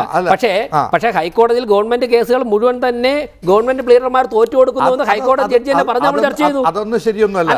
ഏത് ശരിയല്ല? ഗവൺമെന്റ് വക്കീലന്മാർ കേസുകൾ മുഴുവൻ തോറ്റു കൊടുക്കുന്നു എന്ന് UDFന്റെ ഗവൺമെന്റ് സമയത്ത് ഹൈക്കോടതി ജഡ്ജി പറഞ്ഞില്ലേ? അതുകൊണ്ടാണ് തോട്ടങ്ങൾ തിരിച്ചിട്ടാത്തത്. ഹൈക്കോടതി ജഡ്ജി അതുകൊണ്ടാണ് സാർ തോട്ടങ്ങൾ തിരിച്ചിട്ടാത്തത്. രാജേഷ്, അതാണ് കാരണം. ഹൈക്കോടതി അങ്ങനെയൊന്നും പറയല്ലേ. അങ്ങനെ പറയും. ഹൈക്കോടതി ജഡ്ജി പറഞ്ഞില്ലേ? ഒടുവിൽ മുഖ്യമന്ത്രി നേരിട്ട് പോയി ഗവൺമെന്റ് അഭിഭാഷകന്മാർക്ക് മുഖ്യമന്ത്രി പിന്തുണ പ്രഖ്യാപിക്കേണ്ടി വന്നില്ലേ? നിങ്ങൾ മുൻപോട്ട് പൊയ്ക്കോളൂ. ഹൈക്കോടതി ജഡ്ജി പറഞ്ഞു. എത്ര ദിവസം ചർച്ച ചെയ്തു? ഞാൻ ചോദിക്കട്ടെ, ദണ്ഡപാണി ഓഫീസറിനും പ്രതിക്കും വാദിക്കും വേണ്ടി ഒരുപാട് ഒരുമിച്ച് വക്കാലത്ത് നമ്മൾ ചർച്ച ചെയ്തില്ലേ? രാജേഷിന്റെ BJP അങ്ങനെ അഴിമതിയുടെ അങ്ങനെയൊന്നും പറയണ്ട. എന്റെ ചാവപ്പെട്ടിക്ക് വരെ കാശ് കൊടുത്തല്ലേ, അത് കാരണം പറയിപ്പിക്കണ്ട. ഞാൻ ഉദ്ദേശിച്ചല്ല പറയാൻ. അല്ല, അങ്ങനെയൊന്നും കാര്യം പറയണ്ട. ഞാൻ ഇതിലേക്ക് വരാം. ശരിയല്ലല്ലോ. അഴിമതിയുടെ കഥ പറഞ്ഞാൽ അഴിമതി പറയുമ്പോൾ നിങ്ങളുടെ കയ്യിൽ ശുദ്ധം കാണും. അഴിമതിയുടെ കഥ ഞങ്ങളുടെ 2.5 വർഷമായല്ലോ. താങ്കൾ ഒരു പൈസ വരുന്നുണ്ടല്ലോ. താങ്കൾ ഒരു പൈസ വരുന്നുണ്ട് അഴിമതി. ഞാൻ താങ്കളെ വെല്ലുവിളിക്കുന്നു. ഒരു പൈസയുടെ അഴിമതി 2.5 വർഷമായല്ലോ. പാർലമെന്റ് സമ്മേളനം വരുവാണ്. ഇന്ത്യയുടെ പ്രമാണം വരെ അടിച്ചു മാറ്റിയ ഗവൺമെന്റ് ആയിരുന്നു UPA ഗവൺമെന്റ്. 2.5 വർഷമായല്ലോ സർ. ഒരു അഴിമതി വരുന്നുണ്ടല്ലോ. താങ്കൾ കാത്തില്ല. നിങ്ങളുടെ MP അല്ല വരുൺ ഗാന്ധി. എന്താ സ്ഥിതി? താങ്കൾ കാത്തില്ല സ്വപ്നം കണ്ട ഒരു അഴിമതി വരില്ല. നിങ്ങളുടെ രാജ്യദ്രോഹമല്ല നിങ്ങളെല്ലാം പറയുന്നല്ലോ. നിങ്ങളുടെ MP അല്ല വരുൺ ഗാന്ധി. അതൊന്നും പറയണ്ട. അതാ ഞാൻ പറഞ്ഞത്. ആവശ്യമുള്ള കാര്യം പറയണ്ട. പറഞ്ഞ് തിരിച്ചെനിക്ക് പറയാൻ അറിയാം. ഒന്നും വേണ്ട. ഇവിടെ ഞാൻ പറഞ്ഞല്ലോ, ഇവിടെ ഇതിൻ്റെ അകത്ത് എന്താ പറയുള്ളത്? ഒന്ന് സൗജന്യം കൊടുക്കാൻ നിയമമില്ല കേരളത്തിൽ. കൊടുക്കാൻ നിയമമില്ല. ഇനി എന്തെങ്കിലും കൊടുക്കണമെന്നുണ്ടെങ്കിൽ സർക്കാർ ആ പൈസ റീഇംബേഴ്സ് ചെയ്യേണ്ടി വരും. ഇപ്പം നമ്മുടെ സ്റ്റേഡിയത്തിന് ഗവൺമെന്റ് ആ പണം റീഇംബേഴ്സ് ചെയ്തു 60 കോടി രൂപ. തന്നെയുമല്ല, അത് ക്യാബിനറ്റിന്റെ തീരുമാനം. അത് കൊടുക്കാൻ കാരണം വെച്ചാൽ തടി കൊടുക്കുകയും ആ പൈസ ഗവൺമെന്റ് അവർക്ക് കൊടുക്കരുത്. അപ്പൊ അതുകൊണ്ട് സൗജന്യമല്ല. സൗജന്യം കൊടുക്കുക. സത്യം പറഞ്ഞാൽ ഇത് കിട്ടിയപ്പോൾ തന്നെ എനിക്ക് DFOക്ക് അയച്ചോ അതോ CCFന് എനിക്കറിയത്തില്ല. സാധാരണ CCF ആണെങ്കിൽ അവരപ്പം പറയും sir there is no provision. ഇപ്പോഴത്തെ CCF വളരെ പെർഫെക്റ്റ് ആയിട്ടുള്ള കോറി അപ്പം റിപ്ലൈ പറയും there is no provision for free ആയിട്ട് കൊടുക്കണം. ഇല്ല, അത് ദർ എൻഡ്സ് ദ മാറ്റർ. പിന്നെ അത് കുത്തിപ്പൊക്കി ഇപ്പോഴും എന്തെങ്കിലും ചാൻസ് കിട്ടുമ്പോഴേക്കും അങ്ങനെ ഒരു ഇതിലേക്ക് എനിക്ക് ശരിയല്ല നിലപാട്. പക്ഷേ ഇവിടെ ഗവൺമെൻറ് മുന്നോട്ട് നീങ്ങണ്ടേ? ഇഷ്ടംപോലെ പരാതി കിട്ടുന്നതല്ലേ? ഇപ്പം നമ്മൾ എന്തുമാത്രം സാധാരണക്കാർക്കാണ് പട്ടയം കൊടുത്തിട്ടുള്ളത്? അത്രത്തോളം വിജിലന്റ് ആണ് നമ്മുടെ സിവിൽ സൊസൈറ്റി എന്നുള്ളതാണ് ഇതിൽ നിന്നൊക്കെ മനസ്സിലാക്കേണ്ടത്. നല്ലതാണല്ലോ അത്. പക്ഷെ അങ്ങനെ വിജിലന്റ് ആകുമ്പോഴും ശരി ഫാക്ട്സ് ആയിട്ട് കാണണ്ടേ? അത് എന്തിനേയും കയറി അറ്റാക്ക് ചെയ്യുക അത് ശരിയല്ലല്ലോ. അതുകൊണ്ട് ഞാൻ പറഞ്ഞു. അല്ല, ഫാക്ട്സ് ആയിട്ട് കണ്ടുകൊണ്ടാണ് പറഞ്ഞത്. സൗജന്യമായി തടി ചോദിക്കുമ്പോൾ സൗജന്യമായി തടി തരാൻ നിയമമില്ല എന്നാണ് റിപ്ലൈ കൊടുക്കേണ്ടത്. അല്ലാതെ DFO അല്ലാതെ വിട്ട് കാട് മുഴുവൻ പരിശോധിച്ചിട്ട് അത്തരത്തിലുള്ള തടി ഇല്ലാതാവുമ്പോൾ ഇവിടെ അങ്ങനെയുള്ള തടി ഇല്ല എന്നല്ല റിപ്ലൈ കൊടുക്കേണ്ടത്. ഫാക്ട്സ് എന്ന് പറഞ്ഞാൽ ഇവിടെ നിയമമില്ല. ആക്ച്വലി രാജു അതിൽ കുറ്റക്കാരൻ. രാജു രാജിവെക്കേണ്ടത്. രാജു DFO വിട്ടു തടി തപ്പാൻ വേണ്ടി. എവിടെയാണ് നിയമം ഇരിക്കുന്നത്? മറ്റൊന്ന്, ഇത്രയും കോടിക്കണക്കിന് രൂപയുടെ തടി ചോദിക്കുമ്പോഴേക്കും മലബാർ ദേവസ്വം അറിഞ്ഞോ? ദേവസ്വം ബോർഡ് അറിഞ്ഞോ? ദേവസ്വം ബോർഡ് റെക്കമെൻഡേഷൻ ലെറ്ററില്ലല്ലോ. ഇതൊരു കുടുംബത്തിലൊരു കൂട്ടുകച്ചവടം പോലെ, ഞാൻ അതിലേക്കൊന്നും കടക്കാത്ത കൂട്ടുകച്ചവടം പോലെ നടത്തിയിട്ട് UDF ന്യായീകരിക്കുക. കാരണം ഈ വിഷയം ചർച്ച വന്നു കഴിഞ്ഞാൽ UDFന്റെ ഗവൺമെന്റ് സമയത്ത് നൽകിയ ഇതുപോലുള്ള ഞാൻ പറയട്ടെ, താങ്കൾ തിരിച്ചു പറഞ്ഞോളൂ. ഞാൻ പറയരുത്. അല്ല, താങ്കൾക്ക് എതിർക്കാം. ഞാൻ പറയരുതെന്ന് പറയാനുള്ള സ്വാതന്ത്ര്യം താങ്കൾക്കില്ല. എന്നെ എതിർക്കാൻ താങ്കൾക്ക് എനിക്ക് പറയേണ്ടി വരും. ഞാൻ പറയും, താങ്കൾ എതിർത്തോളൂ. താങ്കൾ നിർത്തോളൂ, ഞാൻ പറയുമെന്ന് പറയരുത്. ഇങ്ങനെ ചർച്ച കൊണ്ടുപോകുന്നത് ശരിയല്ല. നമുക്ക് വിഷയത്തിലേക്ക്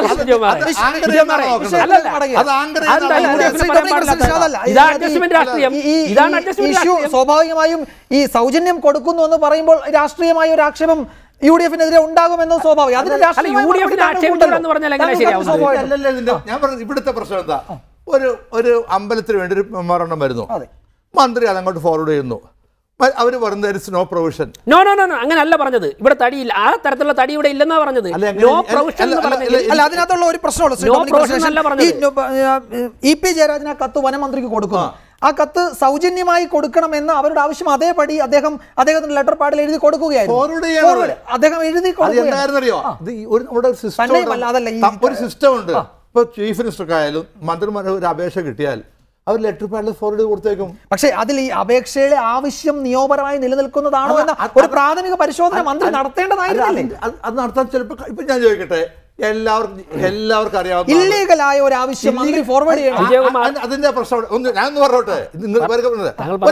ഒരു അമ്പലക്കാർ ഒരു ആവശ്യം വരുന്നു, മന്ത്രിയോട് തള്ളിക്കളയോ? അത് മന്ത്രി അങ്ങോട്ട് ഫോർവേഡ് മെറിറ്റ് പരിശോധിക്കണ്ടേ? നോക്കണ്ട, അവര് കൺസേൺ ഡിപ്പാർട്ട്മെന്റ് നോക്കട്ടെ, മന്ത്രിയും നോക്കണ്ടേ? മന്ത്രിയൊക്കെ നോക്കണം. എങ്ങനെയാ അത് അപ്പം തള്ളാൻ പറ്റുമോ? അത് അല്ല, ഇതിൽ മെറിറ്റ് ഇല്ല എന്ന് അവരോട് പറഞ്ഞു കൊടുത്താൽ അത് എന്ത് സംഭവിക്കുക? ഞാൻ ചോദിക്കട്ടെ, നമ്മുടെ നാട്ടിലെ സിസ്റ്റം അങ്ങനെ സാധാരണയിൽ ഇപ്പം നിങ്ങൾ നേരത്തെ നിങ്ങൾ തന്നെ പറഞ്ഞല്ലോ, നമ്മുടെ ഹരീഷ് പറഞ്ഞല്ലോ, നമ്മുടെ ഇവരുടെ പഴയ മന്ത്രിയായിരുന്ന രാജവാൾജിയെക്കുറിച്ച്. ഇതെന്ന് പറയുന്നറിയാം, നമ്മുടെ സിസ്റ്റം അനുസരിച്ച് ഒരു മന്ത്രിക്ക് അപേക്ഷ കിട്ടിയാൽ അത് പരിശോധിക്കാൻ വിടും. അതിൽ തെറ്റായിട്ട് ചെയ്തെങ്കിൽ നമുക്ക് മനസ്സിലാക്കാം. ഇത് ഞാൻ മനസ്സിലാക്കിയെടുത്തോളം അവിടെ ചെന്നു, അത് അവസാനിച്ചു, തടി കൊടുത്തുമില്ല. പിന്നെ ഇത് ഇത്ര വലിയ ഞാൻ പറഞ്ഞറിയോ, ഈ എന്തിനേയും കുറ്റപ്പെടുത്തുന്ന ഒരു രീതിയിലേക്ക് എനിക്ക് യോജിപ്പില്ലാത്തതുകൊണ്ട് ഞാൻ പറഞ്ഞത് ഞാൻ സപ്പോർട്ട് ചെയ്യാൻ പറ്റില്ല. പിന്നെ അതിൻ്റെ ഇടയ്ക്ക് അഡ്ജസ്റ്റ്മെന്റ് ആക്ട് ഒന്നും പറയണ്ട. നിയമസഭ കാണുന്നുണ്ടല്ലോ രാജഗോപാൽ ആർക്ക് വേണ്ടി എനിക്ക് പറയേണ്ട പോയിന്റ് അത് പറയാ. പാർലമെന്റിൽ ആർക്ക് വേണ്ടിയാണ് നിൽക്കുന്നത്? പാർലമെന്റിലെ CPM ആർക്ക് വേണ്ടിയാണ് നിൽക്കുന്നത്? ആർക്ക് വേണ്ടി? സോണിയാഗാന്ധിക്ക് വേണ്ടി. ഇല്ല, പാർലമെന്റ് CPM നിൽക്കുന്നത് നിങ്ങൾക്കെതിരായിട്ടാണ്. ഇളമരം കരിമിന്റെ കേസ് എഴുതി ആരാ? നിങ്ങളുടെ വർഗീയതക്കെതിരെ ഇവിടെ ഇളമരം കരിമിന്റെ കേസ് എഴുതിയിട്ടാണ്. രമേശ് ചെന്നിത്തലയുടെ ഹരിപ്പാട് മെഡിക്കൽ കോളേജ് അന്വേഷിക്കാത്ത ആരാ? അന്വേഷിക്കാത്ത CPM LDF അന്വേഷിക്കുന്നില്ല. ഒത്തീർപ്പ് രാഷ്ട്രീയത്തിന്റെ പറഞ്ഞാൽ 1000 ഉദാഹരണങ്ങൾ പറയാറുണ്ട്. രാജഗോപാൽജി നിയമസഭയ്ക്ക് ശ്രീ SR ശക്തിധരൻ, ഇക്കാര്യത്തിൽ വനംവകുപ്പിന്റെ നിലപാട് എങ്ങനെയാണ് താങ്കൾ ആ നിലപാടിനെ നോക്കിക്കാണുന്നത്? കാരണം ഇവിടെ EP ജയരാജൻ ഈ രീതിയിലൊരു കത്ത് കിട്ടിയത് വനമന്ത്രിക്ക് ഫോർവേഡ് ചെയ്തതേ ഉള്ളൂ എന്നതാണ് അദ്ദേഹം പറഞ്ഞത്. ആ കത്തിലെ ആവശ്യം സംബന്ധിച്ചാണല്ലോ ഇപ്പോൾ ചർച്ച നടക്കുന്നത്. അതെന്തുമായിക്കൊള്ളട്ടെ, ഇത്തരമൊരു വിവാദം ഉണ്ടാകുമ്പോൾ വനമന്ത്രി സ്വാഭാവികമായും എങ്ങനെയാണ് ആ വിഷയത്തോട് പ്രതികരിക്കുക?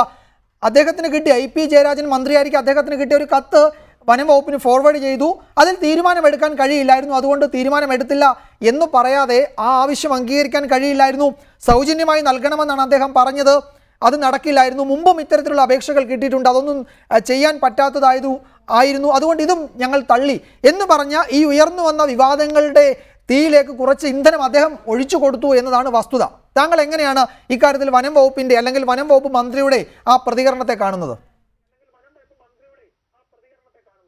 ഇനി ആ രീതിയിൽ അദ്ദേഹം പറഞ്ഞോ ഇല്ലേ എന്നുള്ളത് എനിക്കറിയില്ല, നിങ്ങൾ പറയുന്നതാണ്, ഞാനത് കേട്ടിട്ടുമില്ല. ഒരു വസ്തുതയാണ്, ഇങ്ങനെ ഒരു നിവേദനം കിട്ടിക്കഴിഞ്ഞാൽ ആ നിവേദനം ഈ പറഞ്ഞതുപോലെ ആ മന്ത്രിക്ക് തന്നെ വേണമെങ്കിൽ അവിടെ വെച്ച് ഇത് കൊടുക്കാൻ കഴിയുന്നതല്ല എന്ന് ആ മന്ത്രി ഇത് നിവേദനം നൽകിയ മന്ത്രിയോട് തന്നെ പറയാവുന്നതാണ്.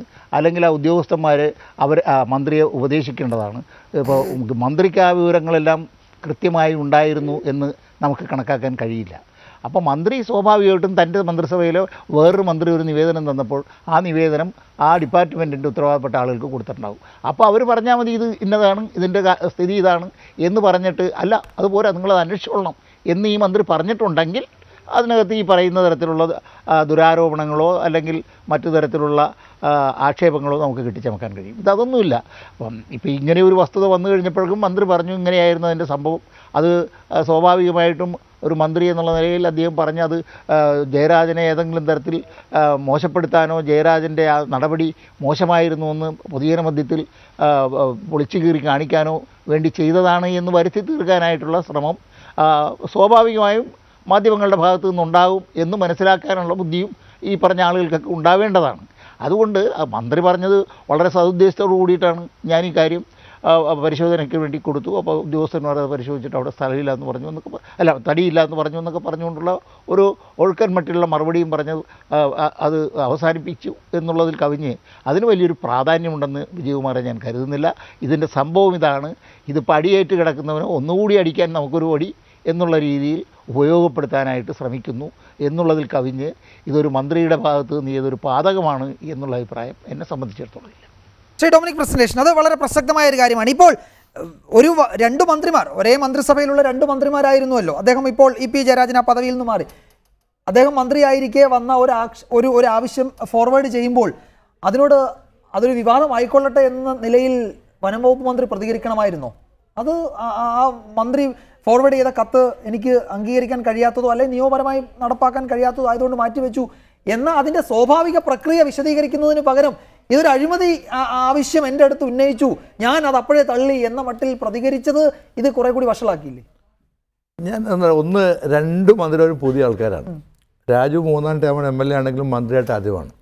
പ്രത്യേകിച്ച് ഫോറസ്റ്റ് പോലെ ഹൈലി സെൻസിറ്റീവായി ഒരു വകുപ്പ് കൈകാര്യം ചെയ്യുമ്പോഴേക്കും എൻ്റെ വിശ്വാസം അയാൾ ഓവർ കോഷ്യസ് ആയിരിക്കാം. അതുകൊണ്ട് പരിശോധിക്കാൻ പറയട്ടാ. ഈ നേരം പറയുന്നതിന് പകരം അദ്ദേഹം ചെയ്തെന്താണ് എനിക്കറിയില്ല ആർക്കാണ് വിടുന്നുള്ളത്. സാധാരണ ഇയാൾ CCF വിടാറുള്ളത്. CCF അന്വേഷിച്ചിട്ട് അന്വേഷിപ്പിക്കും. അതെ, അത്രേ ഉള്ളതിനകത്ത് ഈ തടിയുടെ അവൈലബിലിറ്റി ഒരു പ്രശ്നമല്ല. ഇപ്പോൾ അവിടെ വേറെ എവിടെയും തടി കിടപ്പുണ്ടാവും. നമ്മുടെ ഈ എറണാകുളം ജില്ലത്തിലെ മഴ തടി കിടപ്പുണ്ട്, പെരുമ്പാവൂരുണ്ടാകും. തടിയുടെ അല്ല പ്രശ്നം, ഇത് സൗകര്യം കൂടി പ്രൊവിഷൻ ഇല്ല. ആ കാര്യമാണ് ബോധ്യപ്പെടുത്തേണ്ടത്. എനിക്ക് തോന്നുന്നു അദ്ദേഹം രാജന് വേണമെങ്കിൽ CCF ചർച്ച ചെയ്യാമായിരുന്നു. CCF പറയും ഇല്ലന്ന്, അപ്പം തന്നെ വിളിച്ചു പറയാം.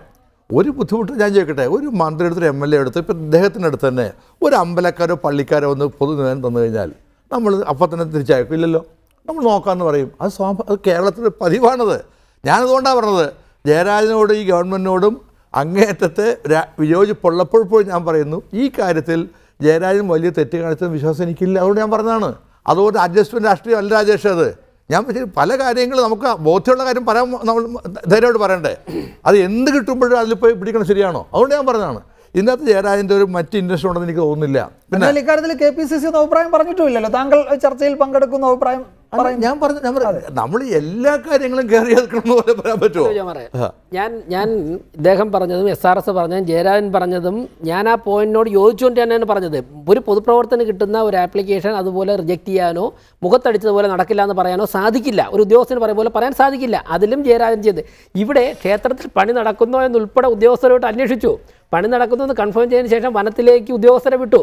ഈ പോയിന്റാണ് എനിക്ക് വ്യത്യസ്ത അഭിപ്രായമുള്ളത്. അല്ലാതെ ശ്രീ ജയരാജൻ രാജിവെച്ചു, ജയരാജനെ എന്നുള്ള പൊതുപ്രവർത്തകനെ കിട്ടുന്ന എല്ലാ അവസരത്തിലും ആക്രമിക്കുക, ആ ഒരു ആറ്റിറ്റ്യൂഡല്ല. ഞാൻ സൂചിപ്പിച്ച കാര്യം ഞാൻ ആദ്യം പറഞ്ഞത് തന്നെയാണ്. ഇവരുടെ ഇൻറ്റൻഷൻ വിട്ട് അന്വേഷിക്കുന്നു, തടി ഉണ്ടോ എന്ന് അന്വേഷിക്കുന്നു, ഇതൊക്കെ ചെയ്യുന്നു. ഇത് ക്ഷേത്രവും തടിയുമൊക്കെ ആയതുകൊണ്ട് ഇങ്ങനെ നിൽക്കുന്നു. മറ്റൊരു കാര്യത്തിലാണെങ്കിലും ഇതേ ആറ്റിറ്റ്യൂഡാണ് സ്വീകരിച്ചത്. നേരത്തെ അദ്ദേഹം ചോദിച്ചിരുന്നു ഏത് ഹൈക്കോടതി ജഡ്ജിയാണ്? അലക്സാണ്ടർ തോമസ് ഓപ്പൺ കോർട്ടിൽ അത് പറഞ്ഞു. അതാണ് പിന്നീട് ചർച്ചയായത്. നേരത്തെ പേര് ഞാൻ പറയാൻ വിട്ടു. അലക്സാണ്ടർ തോമസ് അങ്ങനെ പറഞ്ഞത് വന്നിട്ടുണ്ട്. അങ്ങനെ നമ്മൾ 3-4 ദിവസം ചർച്ച ചെയ്തിട്ടുണ്ട്. അലക്സാണ്ടർ തോമസ് ഈ കേസല്ല, ആ കേസ് വേറെ വക്കീലായിട്ടുള്ള കേസാണ്. അതാ പ്രശ്നം. ഏത് കേസാണെന്നറിയോ? അത് ഒരു വക്കീലും പോലീസുള്ള കേസാണ്. അല്ല, അത് കണ്ണൂരിലുള്ള ഒരു ഭൂമി ഇടപാടുമായി അതിന്റെ രേഖകൾ സമയത്ത് ഹാജരാക്കിയില്ല. ഹാജരാക്കാതിരുന്നതിന് വിമർശിച്ച് ഇത്രയും സർക്കാർ അഭിഭാഷകരുള്ളപ്പോൾ കാര്യങ്ങൾ കോടതിയിലെ ആവശ്യങ്ങൾ നടക്കുന്നില്ല എന്ന അദ്ദേഹത്തിന്റെ ഒരു കൺസേൺഡ് അഡ്വക്കേറ്റ് പല അവധി കൊടുത്തിട്ടും വന്നില്ല. ആ സമയത്താണ് അദ്ദേഹം അത് പറഞ്ഞത്. അത് ഭൂമിയായിട്ട് ബന്ധപ്പെട്ട കേസ് തന്നെയാണ്. അഡ്വക്കേറ്റ് ജനറൽ ഓഫീസിനെതിരായ വിമർശനം. ശ്രീ SR ശക്തിധരൻ, ഇവിടെ ബന്ധു നിയമന വിവാദത്തിൽ ഇ പി ജയരാജനെതിരെ സംഘടനാ നടപടി വേണമോ എന്ന കാര്യം പാർട്ടി പിന്നീട് പരിശോധിക്കും, അല്ലെങ്കിൽ അത് പാർട്ടി കേന്ദ്ര കമ്മിറ്റിയുടെ പരിഗണനയിലുള്ള വിഷയമാണെന്നാണ് സീതാറാം യെച്ചൂരി കഴിഞ്ഞ ദിവസം വ്യക്തമാക്കിയത്. ഇപ്പോൾ വീണ്ടും ഇത്തരത്തിലുള്ള ആരോപണങ്ങളൊക്കെ വരുന്നു. ഒരു ഘട്ടത്തിൽ അദ്ദേഹത്തിന് പാർട്ടി താക്കീത് ചെയ്തതുമാണ് ഈ സാന്റിയാഗോ മാർട്ടിൻ്റെ പണം ദേശാഭിമാനിക്ക് വേണ്ടി വാങ്ങിയ ഘട്ടത്തിൽ അദ്ദേഹത്തെ താക്കീത് ചെയ്തു. ജനറൽ മാനേജർ സ്ഥാനത്തു നിന്ന് അദ്ദേഹത്തെ നീക്കുകയും ചെയ്തതാണ്. ഈ പാർട്ടിയുടെ വളരെ പ്രധാനപ്പെട്ട ഘടകത്തിൽ പ്രവർത്തിക്കുന്ന ഒരു നേതാവ്, ഒരു സഖാവ് തുടർച്ചയായി ഇത്തരത്തിലുള്ള ജാഗ്രത കുറവ് കാണിക്കുന്നു, അല്ലെങ്കിൽ അദ്ദേഹം കാര്യങ്ങൾ മനസ്സിലാക്കാതെ പ്രവർത്തിക്കുന്നു എന്നത് സംഘടനാ തലത്തിൽ നടപടിയെടുക്കുന്നതിലേക്കുള്ള ആവശ്യം ഉന്നയിക്കുന്നവർക്ക് കൂടുതൽ ശക്തി പകരുമോ, അല്ലെങ്കിൽ അങ്ങനത്തെ ഒരു നടപടി അനിവാര്യമാക്കുമോ വീണ്ടും? അതിപ്പോൾ പറയാൻ പറ്റില്ല. അതിപ്പോൾ അദ്ദേഹം ഉൾക്കൊള്ളുന്ന ഘടകത്തിനകത്ത് ഈ പ്രശ്നങ്ങൾ അവർ ചർച്ച ചെയ്തിട്ടല്ല.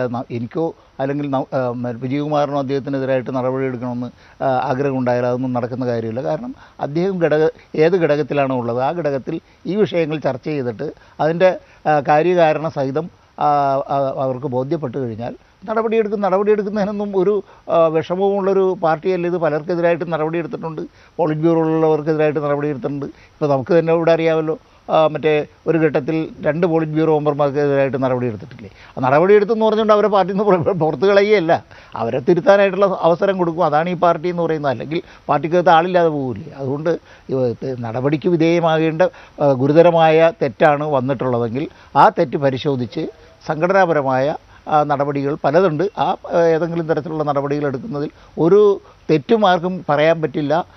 അങ്ങനെ ഒരു നടപടി ഉണ്ടായാൽ അത് മോശമായി പോയി എന്ന് ആ നടപടിക്ക് വിധേയമാകുന്ന ആൾക്കും പറയാൻ കഴിയാത്ത ഒരു അവസ്ഥയിലാണ് ഈ പാർട്ടി മുന്നോട്ട് പോയിക്കൊണ്ടിരിക്കുന്നത്.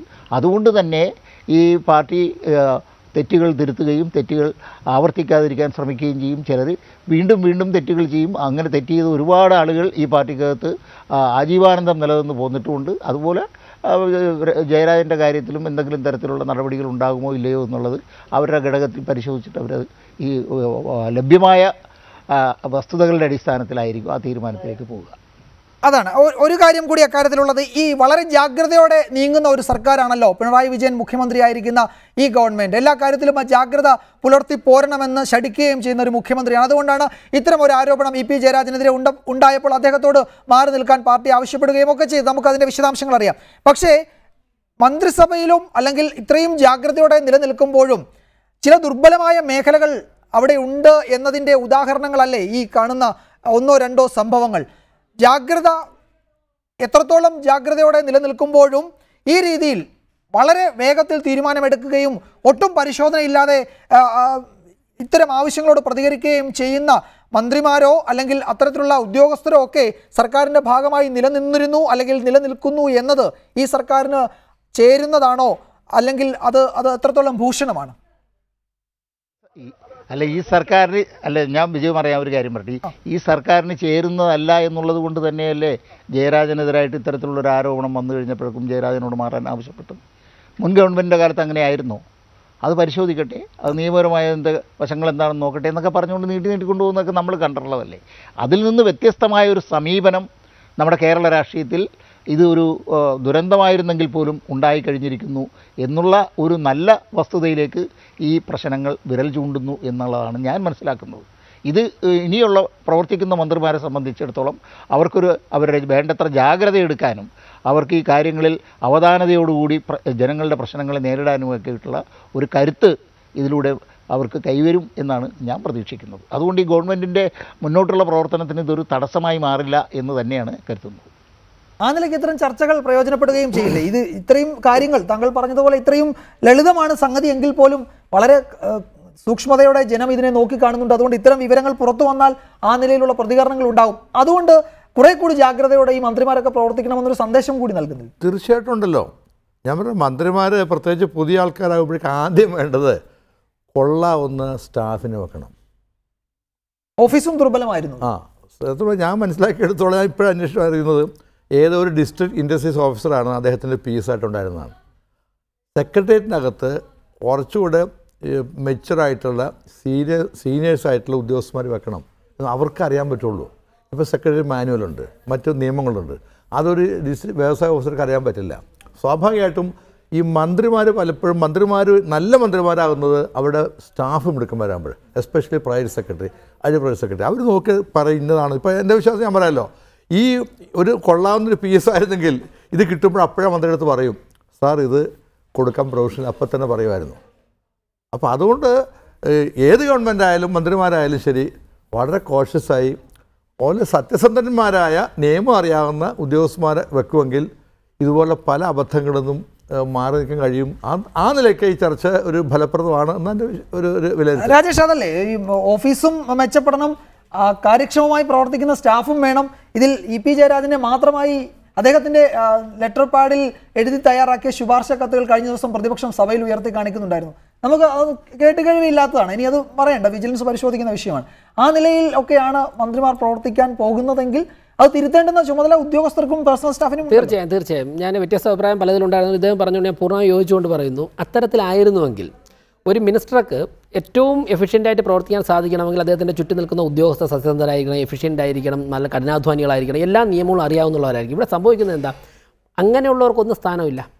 അതിനേക്കാൾ പരിഗണന മറ്റു പല കാര്യങ്ങൾക്കും കൊടുത്തിട്ട് ആ ബന്ധുപരിഗണന, പാർട്ടി പരിഗണന ഒക്കെ കൊടുത്തു വരുമ്പോഴാണ് അവർ നിയമപരമായി കാര്യങ്ങൾ കൈകാര്യം ചെയ്ത് ശീലമുള്ളവരല്ല, സർക്കാർ കാര്യങ്ങൾ കൈകാര്യം ചെയ്ത് ശീലമുള്ളവരല്ല.